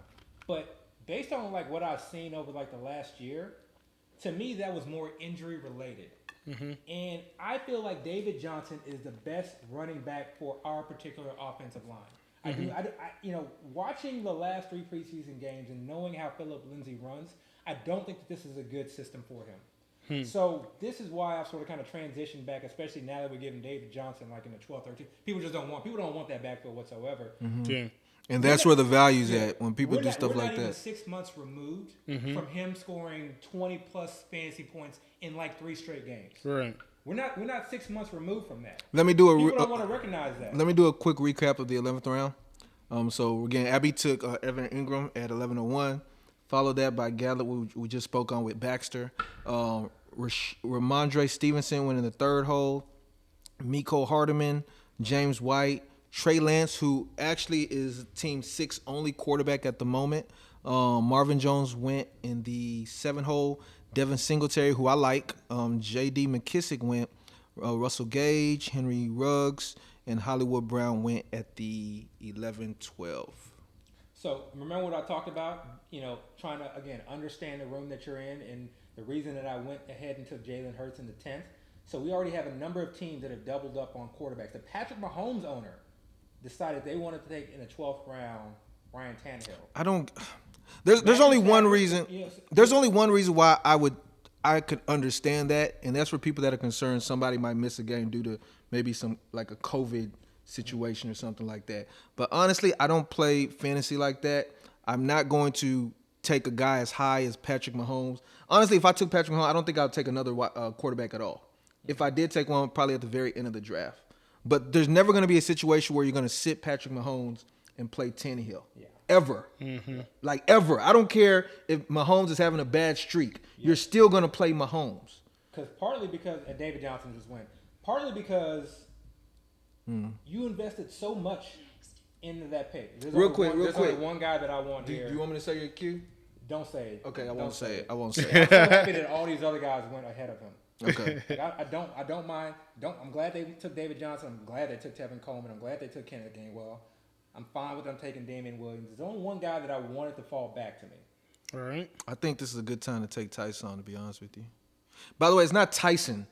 It's Tyson. Tyson or Tony Jones? You like Tyson I- because he has current value.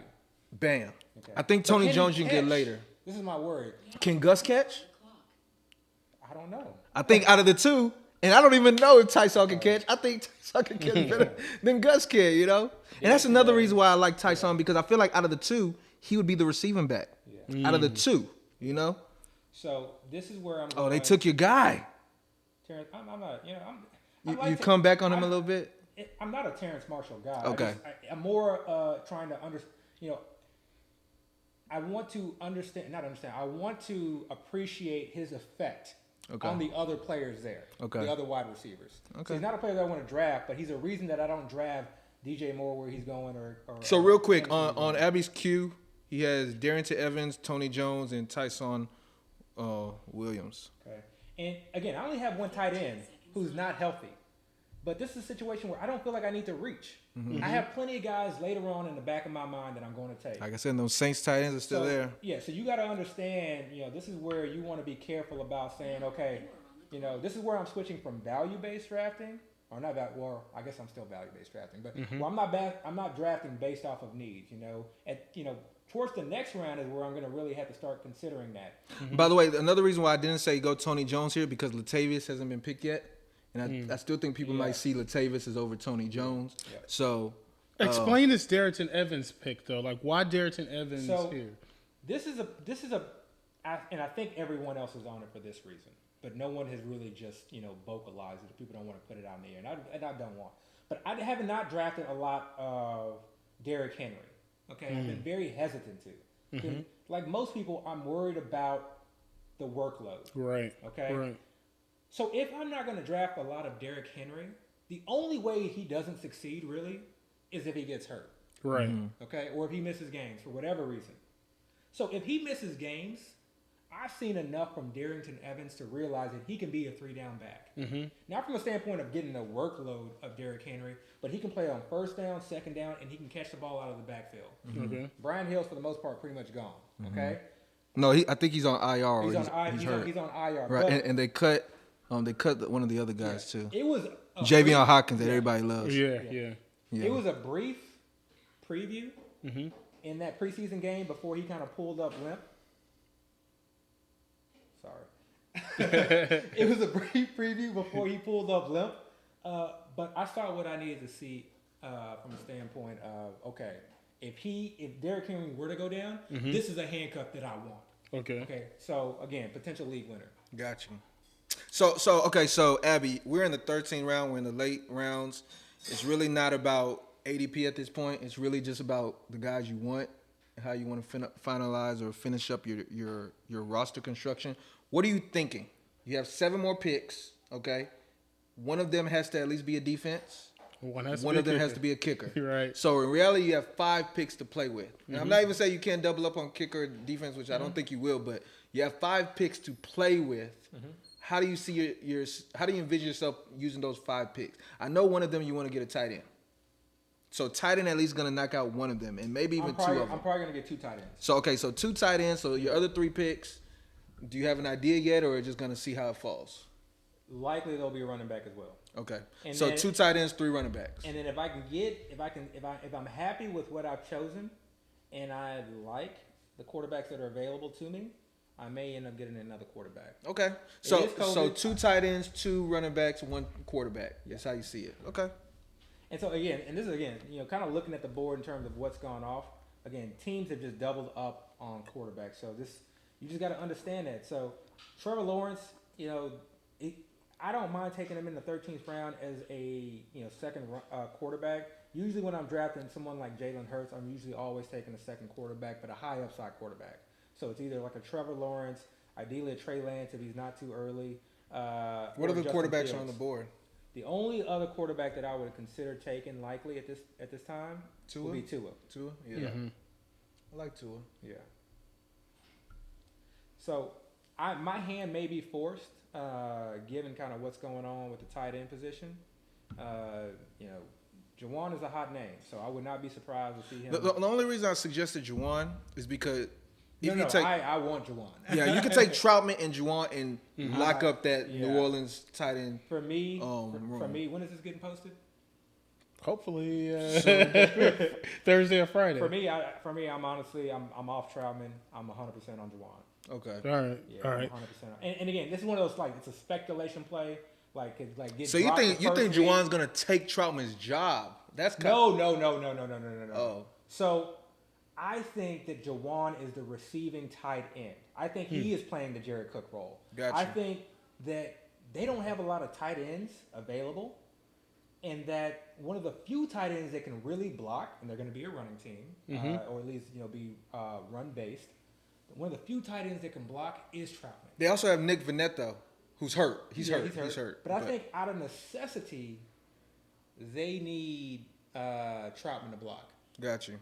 And so, with obviously Juwan being a converted tight end from wide receiver, he can just fill that role nicely, and that's what we've seen in the preseason. So I can't ignore that. So two things. Yeah.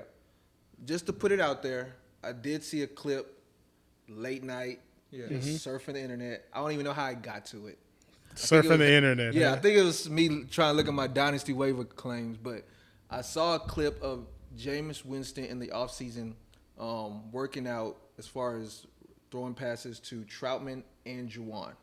And it's funny because at the time, the video I saw, they considered Juwan a wide receiver. So they're like the tight end Adam Troutman and the wide receiver Juwan. Take that however way you want to take it. I'm not alluding to anything. That's just something I saw. That's number one. Number two, I'm going to put it out there for my dynasty people, okay? Had to get something from We the talked dynasty. about, Abby just talked about Darrington Evans, who, again, I agree, he looked great. But do not sleep. And this guy is tiny, small, like Jared Patterson, small, maybe smaller. But this is a guy named Mekhi Sargent. Oh yeah. Look this guy up, okay? Compact player, but he plays big. And he played very well, and he made the team.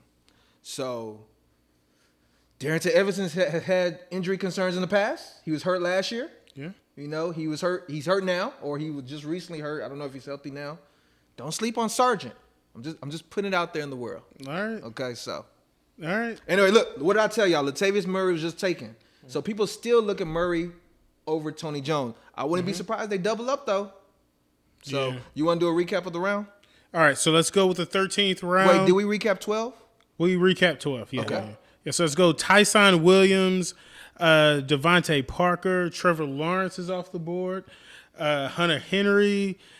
Someone finally takes a defense, takes the Washington defense. Devontae Booker, who I'm high on, considering that Saquon seems to be okay, but Yeah, I watched enough of Devontae. I've not drafted him. Was at that the all this Booker year. owner that took him? was Was that the Barkley owner that took No, Booker? no. No, that's Zeke owner. Because even if Saquon is out, what I've seen from Devontae is just basically he's not going to really offer you much. So I would not enjoy starting him. Shout out to Shelly if you're listening. They took your boy Rondell Moore in the 14th round. I know it's killing you inside because I know you would have taken him the 10th, but he's fallen to the 14th. I know. I was gonna actually bring him up, but he was taken. So I know I can't. I'm done with wide receivers for Yeah. Depending, we'll see. So after Devontae Booker, we got Gronk coming off the board. Jared Cook, Mark Ingram is off in the 13th. he shot up boards. He shot up, man. People are just so confused with the Texans backfield, honestly. Yeah, Go yeah. look, man. Mark Ingram is done. He's not going to make it, more than 3-4 games. He's just done. He's got that kind of short area quickness that makes you That think, burst. Yeah, that makes you think, That burst. he's got a lot of energy because that's the type of person he is. He's this jovial, high energy person. Yeah. But when you actually look at him trying to hit the hole, it's gone. It's not there. Yeah. So there's no way they're going to be able just to sit here and give Mark Ingram 10 plus carries a game and think that it's going to be effective. I got you. There's a reason that Baltimore was part of it is J.K. obviously. There's a reason Baltimore was look, I see Brian Edwards was taken here in this 14th round, and I've seen some drafts he hasn't even been drafted, so he's starting to get a little bit more respect. Has Ruggs been? Oh yeah, Ruggs has been taken. So Yeah, Ruggs- why is they take? Oh, okay. Look, everybody, the guy in the 8th hole just took Irv Smith. Please keep up with NFL news. Irv Smith is out for the the season. season, he's done. This man just wasted. I say man, it could be a female, so I don't want to be sexist, but they just made a wasted pick right there. Don't do that, okay? Irv Smith is done for the season. He's not coming back. Like nothing's happening there. Yeah. So just to finish off this round, we got the Rams defense coming off the board, Latavius Murray, and then Blake Jarwin finishing off the 13th round.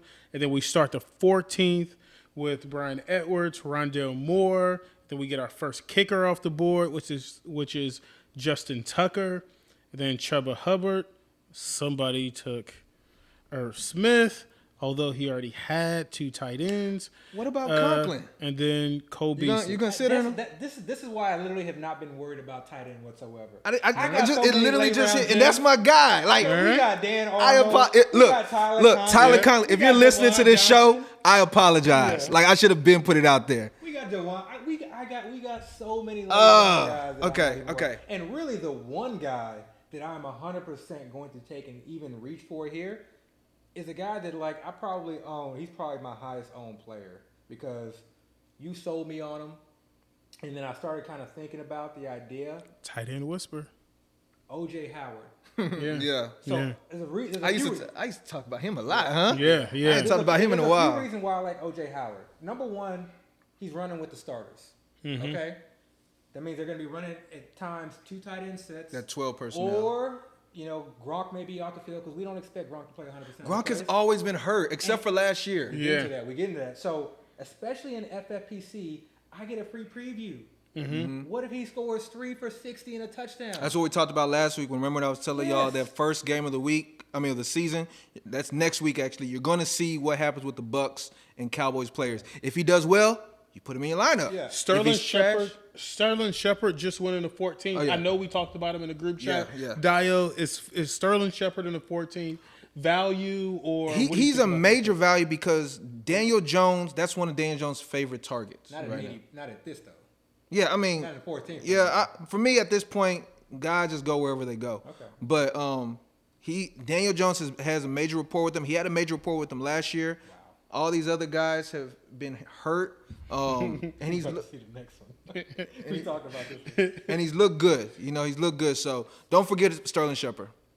1 pick away, and Tony Jones is still on the board. I'm just putting it out there. You saw who just went, right? Alex Collins. Alex Collins Yeah. just went. Yeah. Yeah. Okay. So now What about? Remember we talked about Ty Johnson on the pod a couple weeks ago? So he's someone I'm gonna draft in late round. Okay. I don't understand.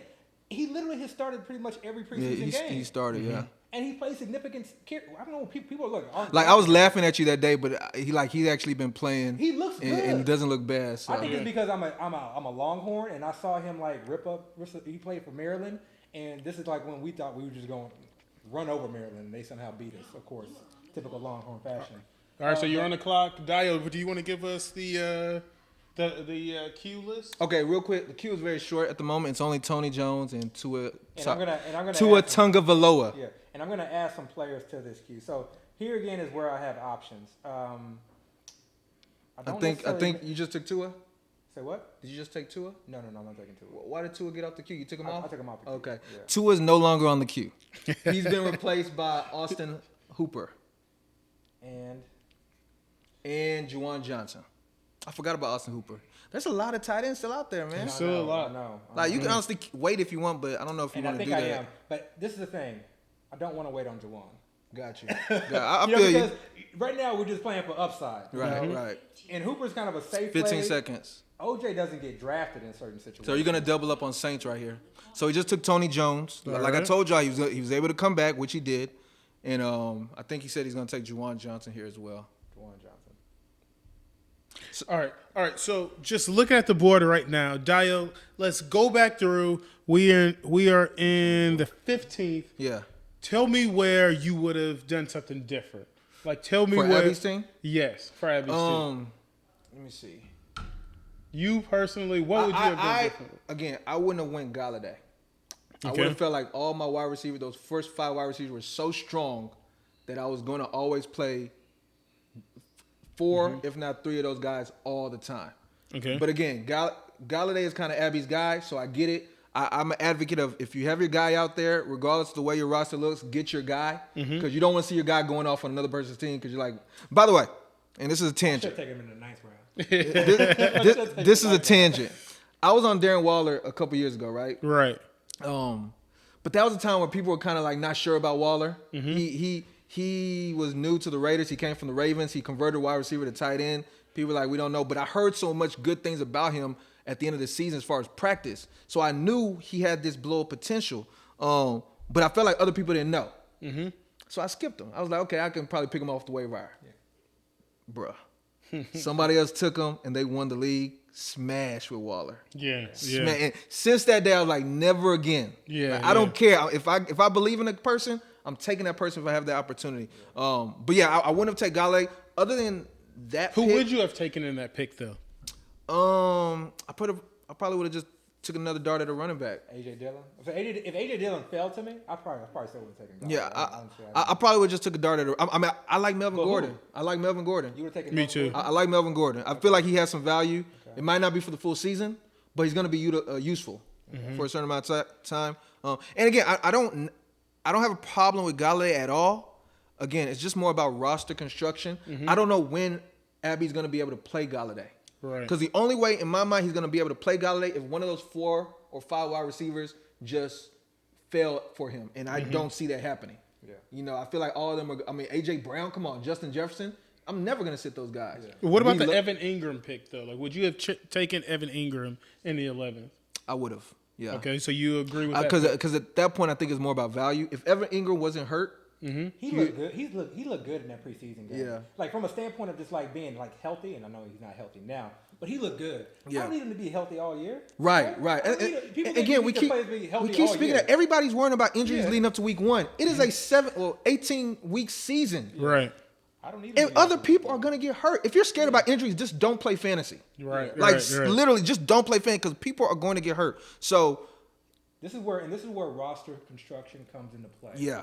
Because I love that I have a starting lineup that I feel comfortable with, Mm-hmm. and then I have players on my bench that if somebody gets hurt, now I have options. Killers. I can play, You have some I can killers, play not just matchups. options. I can play, Yeah. like I can play game scripts. I can do so much with this roster that it has afforded me Right. because of how we've been able to build it. The only thing that that I think kind of just hurt us was not getting a tight end, and I knew the risk. But once Abby. Andrews didn't make it back to me, Don't worry.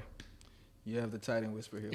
Yes, sir. I'm just playing. I hate that term tight end whisperer, but we were You talking say about it on that. group chat, so we were goofing around about it. But don't worry, we'll figure out tight end. That's not a big deal. But I like the rest of his build. Honestly, I love it. If I would have stopped him if I think he was doing something kind of and outlandish. if I'm going to miss at a position, it's going to be the RB2 position. Paris Campbell just went, by the way, fellas. Or it's going to be the tight end position.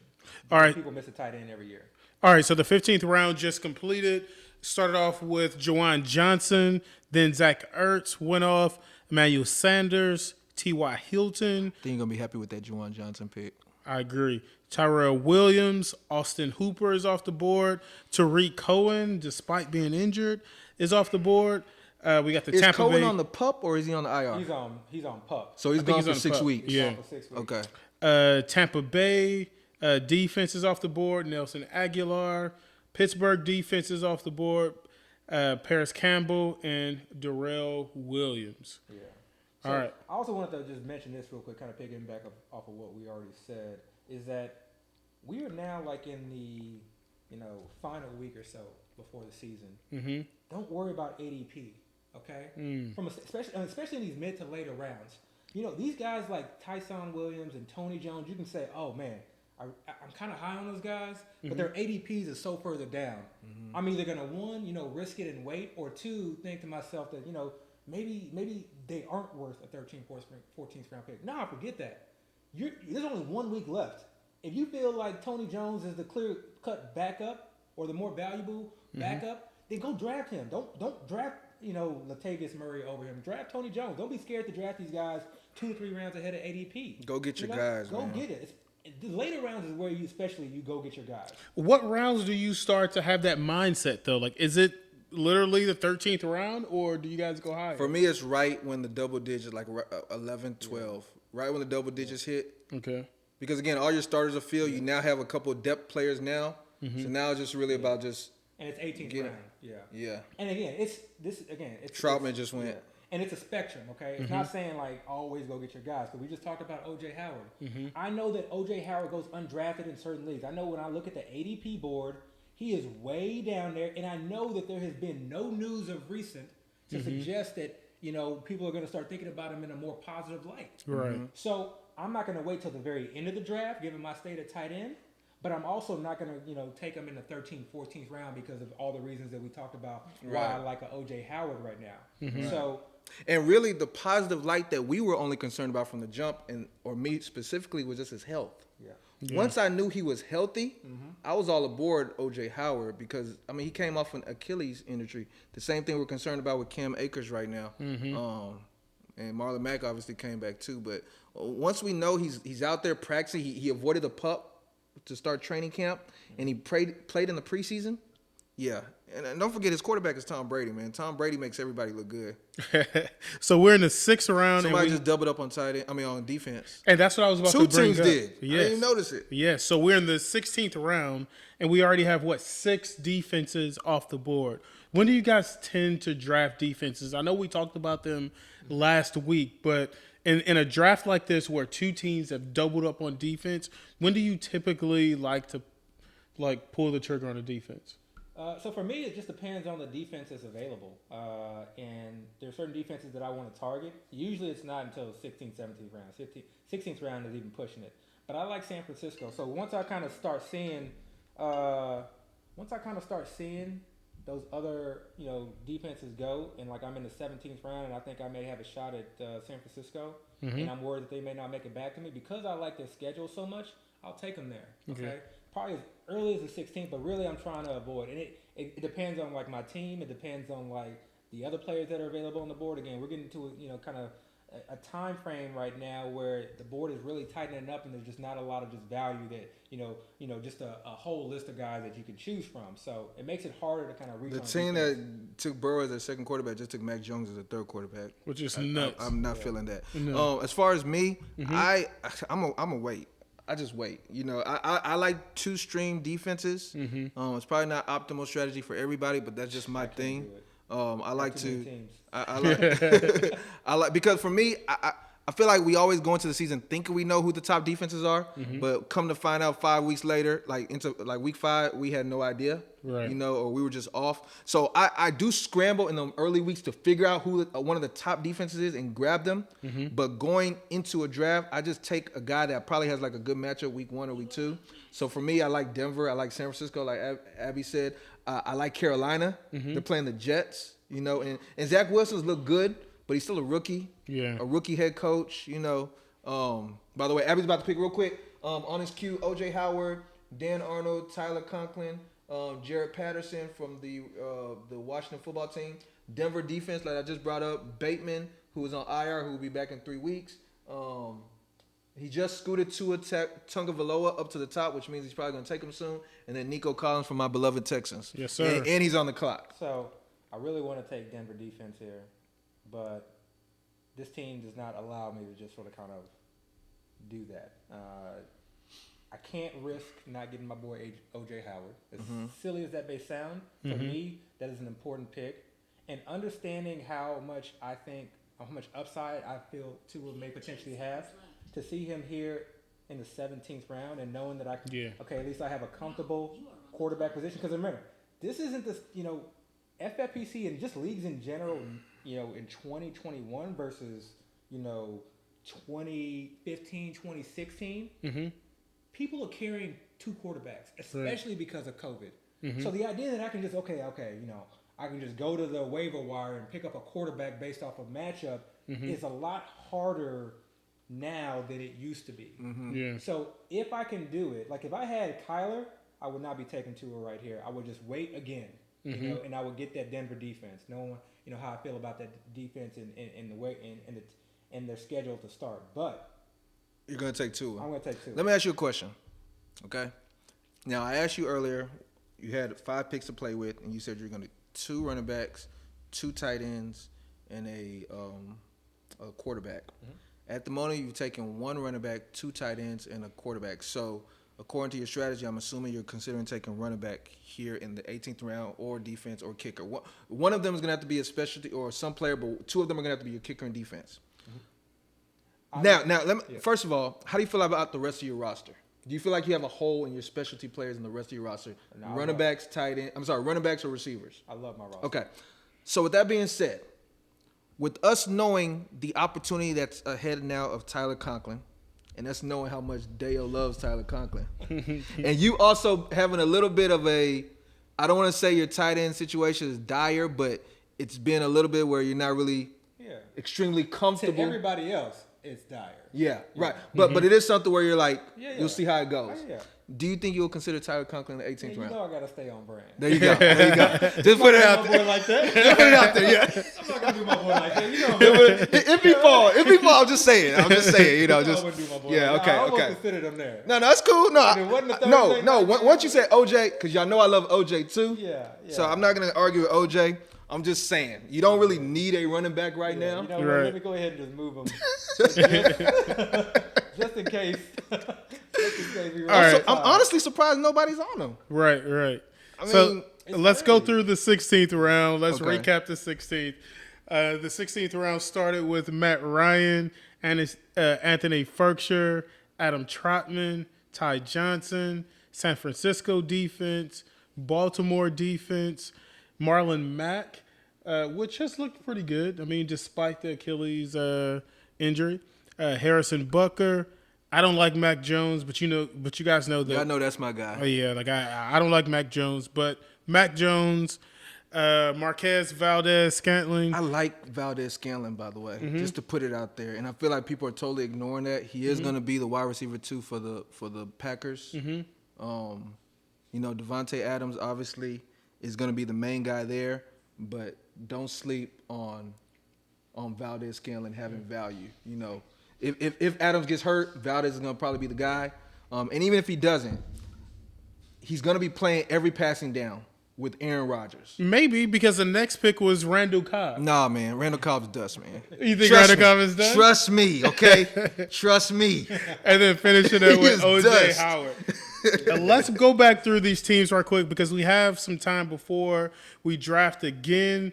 Dio, tell me let's go back through the teams. Which teams do you not like? Going back through them, let's see which teams do you not like so far. So you know, I was getting on Baxter's case for a while. But I like how Baxter's kind of come back and kind of ride the ship. Baxter, yeah. I don't have a problem with any team. Everybody's kind of been safe. And now, okay. I do have an issue with what Team 4 did.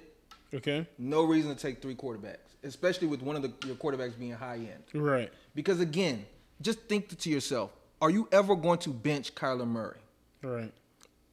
Even if he has a bad matchup, and you know, maybe if he has a horrible matchup, but if he has a matchup that's not favorable, you'll still probably play him because Kyler Murray is one of those players that just has that crazy ceiling. You know, Kyler Murray can be a top running back and a top quarterback in any given week. And then you backdoor and take Burrow, which I have no problem with Burrow as a player, but you're not going to play him. And then you take Mac Jones, who I really don't even see why. Yeah. Okay, I like Mac Jones. Fantasy-wise, I don't think he's ideal. Mac Jones is not going to run. You know, he's not a runner. So for Mac Jones, yeah, he's going to have to throw the ball. We know the Patriots like to run. So we can't even guarantee they're going to just be an aerial attack offense. Now, I know he can throw the rock. I like Mac Jones talent-wise. But, again, there's no need to take him there. And you could have – let me see who else he took. He could have probably took another stab at a running back. He has what, 4? He only has 4 running backs. Yeah. He probably should have took another stab at a running back instead of taking a third quarterback. To be honest, I kind of feel that same way about team number 9. They started with Aaron Jones. I don't like Aaron Jones being in the first round. I think they probably could have waited on that. But then they take Trey Sermon, who's a little banged up. I know he's going to be ready week 1. But who's going to be their RB2? I'm not sure if I like Trey Sermon as my RB2. We talked about Leonard Fournette, and then it's J.D. McKissick. Then Michael Thomas. And then they draft Michael Thomas as a receiver. So I'm not even sure how they're going to fill out It's almost like they have that what-if team. They have the like they're just hoping something happens. Like what if such and stuff happen? And I don't know those going out on limbs and just kind of hoping the dominoes fall for you. I don't like that strategy too much. I can't even tell myself a story with that team. Yeah, you Yeah. know it's like Y'all know I'm good at telling stories. there's too much that has to go on for you to really hit. Now if you hit. I mean then the guys were in your favor. But I don't like just risking my team like that. AJ Green has really crept up too in the 12th round. I like AJ Green. We used to get AJ Green in like the 18th, Yeah. or like towards the Very Yeah, back. he normally does not go in the 12th. Yeah, the very Yeah, back that's- AJ Green was going. yeah. Yeah, so Wow, I've never seen Derek Carr go. Oh wow, yeah. I mean, he's his second quarterback. I get the idea. Kind of looking. The thing But about- these quarterbacks are gonna get dropped. that's what I'm saying. The These thing quarterbacks about are getting dropped. I 100% guarantee. the thing about these quarterbacks, they're gonna be on the waiver wire when you need them. Right, You right. don't For need cheap. them week 1. Yeah. I'm not dropping. So quarterbacks. why are you wasting these draft picks? Yeah. If you're in leagues with me and I have 2 quarterbacks, none of them are getting dropped. I'm just saying, like, when you're drafting, try to take high upside. Something can happen and break for them type players. And if it doesn't break for them, then you drop them and pick up the guys you need. Right. But on the back end, if you take these guys that you feel like you need now, those guys that when they ended up being a big thing, you're either gonna have to pay a lot of money in fab or somebody else is gonna have them on their team. Yeah. So come on, man. Come yeah. on, man. Yeah. AB, which team do you not like in this draft right now? Like, which build do you not like? I mean, without a doubt, it's the Michael Thomas build. I mean, you kind of talked about. I don't mind so much Aaron Jones in the first because he got Darren Waller second, so you can flip flop those picks. Like Right. I said, drafting Right. in the background. Sometimes you just need to get guys Totally that you agree. don't have ownership of, or you need to hire ownership for. So I don't mind that. Amari Cooper went where he went. Tyler Lockett, I'd like Tyler Lockett in the 5th round, but he's just kind of perennial in the 4th round. And so I've got my early Tyler Lockett shares. I'm done. Trey Sermon at the back end in the 5th. Again, you're playing for upside. We talked about kind of where my mind is kind of switched with that. I don't like the Michael Thomas where he's going. He may not even play this year, and even when he does play, he just may not be. He may not be the same I person. can't find one medical expert to tell me that he can be close to 100%. When you really need him. Anytime I get consensus like on an injury, I'm gonna pay attention. Leonard Fournette again in the 7th. I do not want any part. That's the one Tampa Bay backfield running back that I will not draft. There's clarity there, and to me, Fournette is a clear backup. He'll be kind of mixed in here and there, but he's a clear backup. He got some value with Mike Williams and Pittman. McKissick is a guy that you'll see. It depends on how you feel about it. I don't know about that one. Yeah, I'm not a fan of that. AJ Green taken very highly. Mark Ingram pick I taken don't super like. high. Chuba Hubbard, okay, good, decent backup, and then the rest are just later round picks that you can't argue against. So that's definitely my least favorite team. All right, so it looks like we're getting close. We're 4 picks away from your 18th pick. Who are you looking at this I'm point? in a good position because this is usually in the point in the draft, and this happens to me a lot because I just end up liking players that other people just don't like, and it's maybe because I shouldn't like these players, but I'm not gonna waste too much time going after these guys. So in his queue, Yeah, go ahead. is Conklin. Then Dan Arnold, Jared Patterson's still there. Nico Collins is still there as well. He's gonna have to in these next 3 picks take his defense and his kicker. So if he does take Conklin or any skill player here, the next 2 picks are going to have to be the kicker or defense. So that will be the end of his specialty players. All right. So while you deliberate on that, I want to talk to you, Dio, about a few things that kind of happened this week, because I know that right now we've seen Mac Jones already get drafted, and he's finally getting drafted because Cam is out. What do you think about Mac Jones going as high as, let's see, how high did Mac Jones go in the 16th round? 16. He wasn't being drafted before. Right. I know Cam is out now. What do you think about that 16th round draft pick? And again, I already spoke on it. I don't like the team that took him as his 3rd quarterback. I wouldn't have taken him. I personally feel like he shouldn't be drafted. But if you're gonna draft him, because these rookies, just like Justin Herbert last year, they can end up being special players that put up a lot of points. So if you're going to draft him, I would take him as my quarterback too, and I would take him late, not that high. But one thing we like with our quarterbacks, we like our Konami code type quarterbacks, and I don't see that at all with Mac Jones whatsoever. But he's in a good system, in my opinion. He's with Belichick, who is a good game scheme as far as offense. He looked good in the preseason. They say he's the most pro-ready rookie out of all the options. That's what they say. Yeah, Sure. that's what they say. Sure. So I get it, but for the team that picked him, I don't see any time where they would actually use him. Right. So I don't like where he was taken in this draft. Fair enough. So, Abby, you just picked 18th pick, Tyler Conklin. You kind of had him at the top of your queue. We've kind of talked about him. He really needs to shoot up boards. There should be no reason why he should be going undrafted. I think you may see people kind of reach for Chris Herndon as much as I kind of hyped I him. did. I reached for it. I did. I mean, earlier on, if I've drafted him on previous teams, I may kind of hold on a week or so to see him. But definitely, I think Tyler Conklin, he's the guy that you want to go to. Let me get back to my draft before I. So I'm looking at the queue. Abby looks like he's about to take the Cleveland Browns defense, his defense. And I've talked to Abby about this before because Abby does like Cleveland, but my only reservation is week 1. They are playing against the Kansas City Chiefs. That's the biggest thing. And there's no narrative you can talk yourself into as far as the Chiefs not doing well. I can absolutely. It's not about not doing well. I understand that they upgraded their offensive line, but their offensive line still takes time to kind of develop continuity and gel. And there are still young players on that offensive line. Yeah. So all I need are a few sacks. That's a nasty Cleveland defense. It is. They added Clowney. And they got the entire offseason to plan, and they saw them in the playoffs. So you're not concerned with week 1? No, I mean, if I get 2 to 3 points, okay. You're okay with that? Because I could draft, I could wait and get Carolina, I could wait and get some of these other teams. You know what you can do? 2 or 3 points. You know what you can do? What? If that Cowboys-Bucks game happens and O.J. Howard is trash or gets hurt, you can drop O.J. Howard And pick up another and pick up your defense. Yeah. So that's strategy. So actually, a couple days ago when I told you guys that I drafted my last team, I lied about that. By the way, I've already It's like three teams. I'm going to draft. I need to get back in the pool, man. I need to get back in these drafts. But go ahead. But I drafted the Cleveland Browns as well, and I started thinking about week 1. What am I going to do week 1? That's a great strategy. Hey, but you have some players that if they don't pan out week 1, you already know certain players that you're going to drop week 1 if your defense doesn't go well. Let's also talk about defenses and kickers. If you didn't go with the Cleveland Browns here, what's the next defense that you would have drafted if they were not on the board? You mean defenses that have already gone or defenses that are still available? Or that are still available. And just for the record, Washington is gone, the Rams are gone, Tampa Bay, Pittsburgh, Baltimore, San Francisco, New England, which I don't get New England being gone off the board in the 17th, and I'll explain why. Denver, who I think we all love.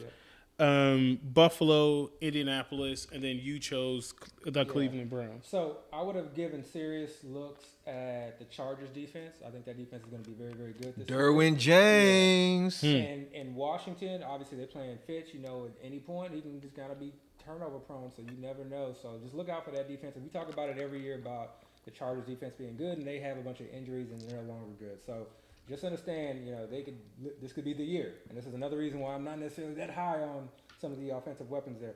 Yeah. Carolina, we've already talked about. They play the Jets that first week. But, you got Sandown on the other side of that game. Minnesota's another good team. Who they play week 1? Cincinnati, the Bengals. Not only, a good matchup against a poor O-line, but I think this defense is going to be a lot better than they were last year. Guys getting a bit healthier there. Seattle's defense, especially if Carson Wentz is not available, or even if Carson Wentz is available. Right. They don't have a left tackle. They don't have a left tackle. Yeah. We're still not sure just yet about some of the other O-line injuries that they have. So, we'll see. That may be a team that may have a backup quarterback and a bunch of backup O-linemen. And T.Y., even T.Y.'s hurt on that squad. I never thought about that. That's a good one right there. Giants defense is a good one as well. Giants defense is a good one. I mean, Denver has a good O-line, but you never know. I mean, Teddy Bridgewater is Teddy Bridgewater. So, but Dio, let's talk about New England for a second. Gilmore is going to be out. Obviously, Chung decided to retire, so they lose a cornerback and a safety. Do we expect? I know Bill Belichick is a defensive guru. Do we expect that New England defense to be as prolific as they were, in 2019, when they put up all those points? I don't know, but like you just said, they did show that they were capable of it a couple years ago. And don't forget, last year they did have a lot of players opt out due to COVID. So I didn't expect them to do as well as they did going into the season 2019.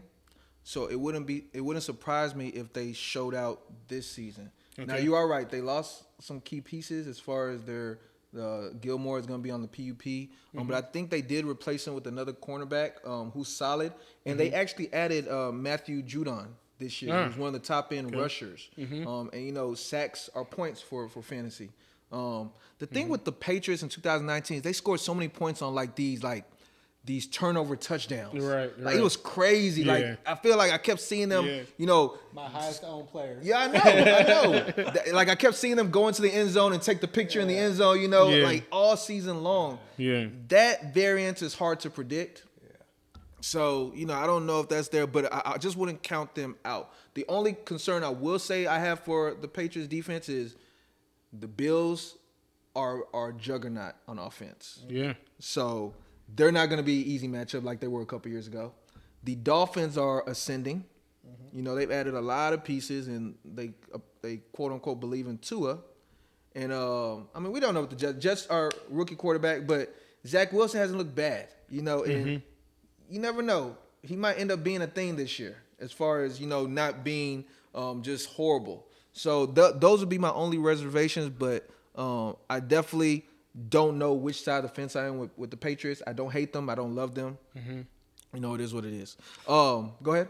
So New Orleans defense was the defense taken after yours. New Orleans won't play a home game at least for the first 8 weeks. Is that something to consider when drafting the New Orleans defense? Because I actually like their defense. Is that something to consider knowing that they won't play a home game? And let's face it, the Superdome is a home field advantage, and it's one of the very few home field advantages in the league.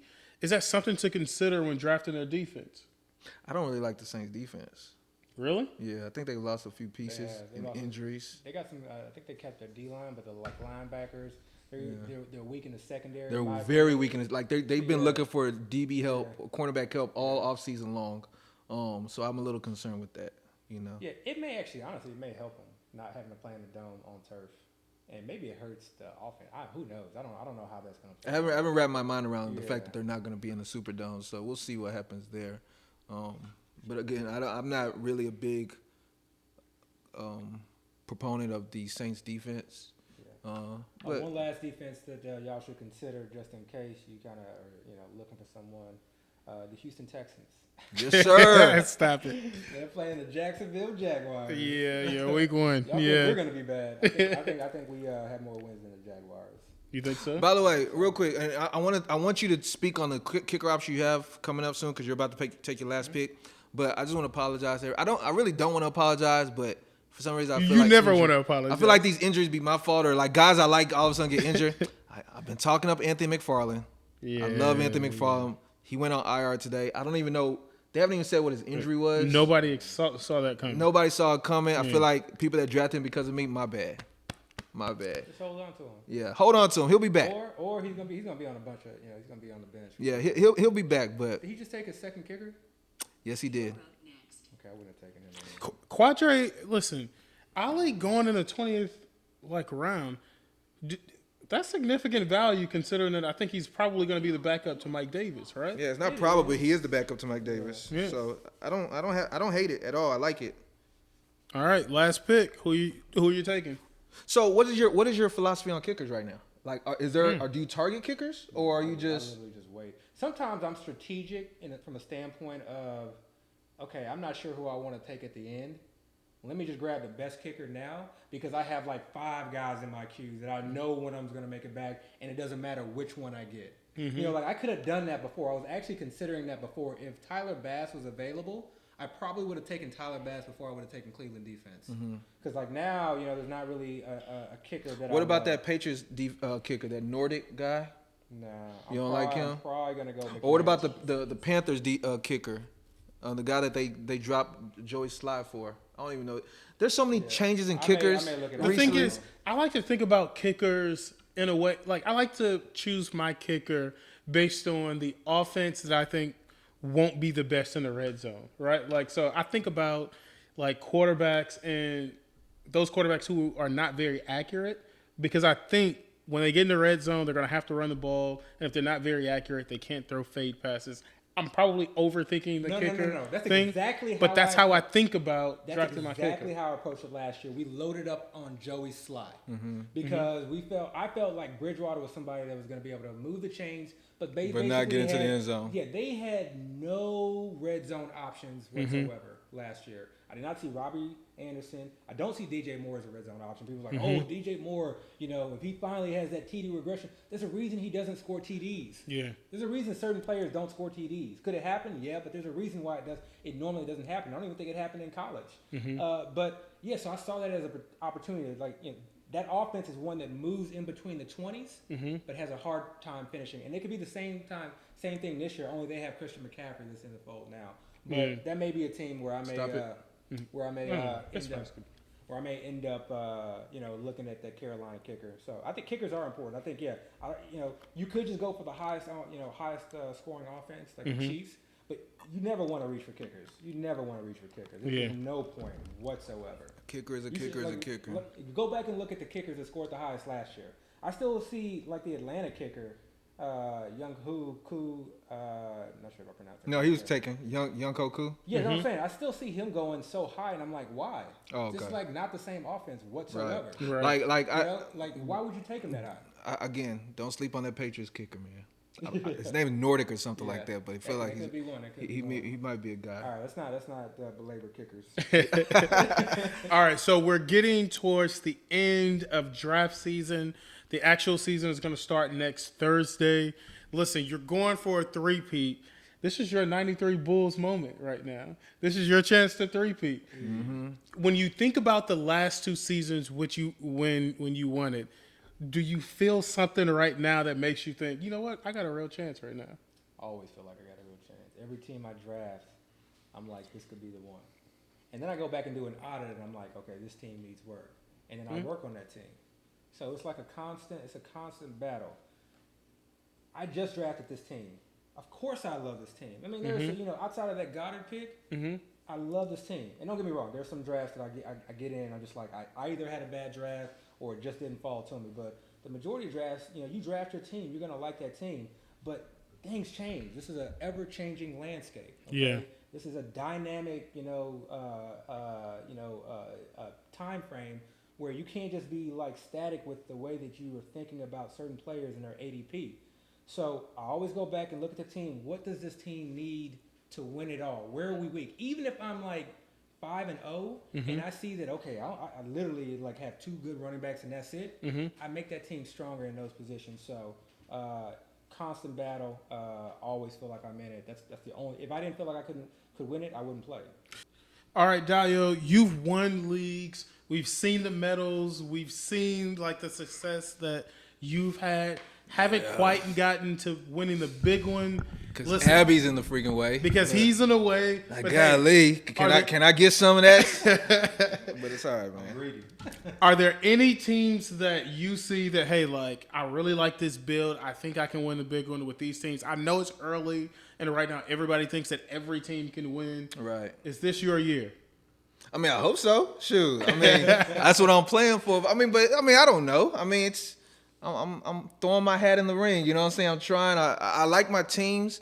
I haven't done a deep audit like Abby said he did yet. I'm kind of waiting until we're closer to the season. I kind of want to get all the information, make my waiver claims. But for me, it's all about roster build. I feel like if you build a good roster, as far as roster construction, you have a chance. You give yourself a chance. Yeah, anything can happen. You know, you don't want to take yourself out of the the game too early, and that's what happens when you have a bad roster built. So I like the way I've built my rosters. I like the players I've been on. I've been fortunate enough to kind of avoid the landmines as far as injuries, and that's a major thing. I mean, injuries are still going to happen, but as of now, my teams look still pretty okay.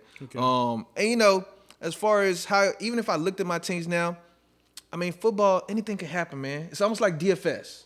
You can have a DFS team where you take all these high-end players that you're so confident in. You can have Devontae Adams, Stephon Diggs, Tyreek Hill, and they can all have dud games. And then you can backdoor and have another team that had, your Corey Davises, your Sterling Shepherds, your Tyree Williams, and they all just like have games of their lives, and they end up winning. So there's to some extent some luck into this. It's not a luck-centric game because it is skill-based, in my opinion.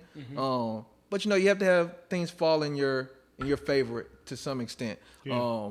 I just hope I'm there at the end. And I'm gonna give my effort to it. So we'll see what happens. All right, before we get out, I do want to give some shout-outs because, this is considered our season 1 finale, but there have been some people. I think this is our finale. Hey, listen. Wait. Before we do that, and just to give people a little bit of a peek behind the curtain, so they can kind of understand what's going on. We don't know what we're gonna do going forward. Like we don't know if this is gonna be our last show, if we're gonna do another show next week, if we're gonna do another show like on a quarterly basis, if we're gonna wait till the end of the season. Like we don't really know. We're just kind of running it by ear. Maybe one season. We may get canceled. Yeah, we may retire. We may, we're done. So we're still trying to figure that out. But we've had fun with this. We've appreciated the support. And we'll see what happens. And honestly, if y'all have any ideas and suggestions, or hit us up. Get in our Twitter mentions, send us some DMs. Comment on YouTube. Let us know, what y'all think. We read all of that stuff. We pay attention. We've obviously responded to a lot of y'all. And we're just having fun with this. So we'll see what happens. But right now, this is like our, like you just said, series, our season finale, if you will, season 1. Season finale at the very least. Yeah, so I do want to give some special shout outs. I know that there are some people who have really been communicating back and forth, whether it's on our YouTube channel or through Twitter. To be honest, they've kind of kept me going as the person who stays up late at night and who's editing these things and putting it together, knowing that, hey, there really is someone who's out there watching, who cares, and who very much appreciate that. Who just interacts with us. We really appreciate those. Did you guys want to kind of go through those? Yeah. So first off, we need to thank you. Yeah, Chris. for sure. I mean, our Salute. producer, our editor, really our, the guy who just sort of kind of put all of this together. Yeah. None of this, literally none of this whatsoever would be possible. Yeah. Y'all saw the one episode we did without him. Yeah. It didn't go all too well. Yeah. So We call that I mean, the potato camera and for episode or those of something you like who that. don't know, he just had a new baby on the way. Okay. Not on the way, it's here. Oh, it's here. Sorry, my niece. Yeah, Okay, yeah. so that's 2. Yeah. That's 2. And he's a lawyer. Okay, practicing lawyer. Yeah. all right? So he's doing a lot of this somehow, some way. Right. So major thanks, major props, major credit to Chris. Yeah. And then definitely, to the fantasy community to. Y'all have embraced us, man. It's been it's love, been- man. it's We been really huge. appreciate that. Really, really. I don't even want to call them fans because I feel like we're just all on the same level. But there are certain people who just reached out, like you said, in our DMs or who commented. And it's Sports almost- betting, man. Sports betting, That's my man, boy. That's my boy. Dr. That's my Binky. guy. Dr. Binky, yeah. I mean, there's a number of them Yeah. who just, who comment, who give, constructive criticism. Cowbells for Yeah. bell cows or something like that. And That's my it's boy like they're- too. Yeah, and it's like they're having a conversation with us. Mm-hmm. So we want to thank you guys for just being active participants.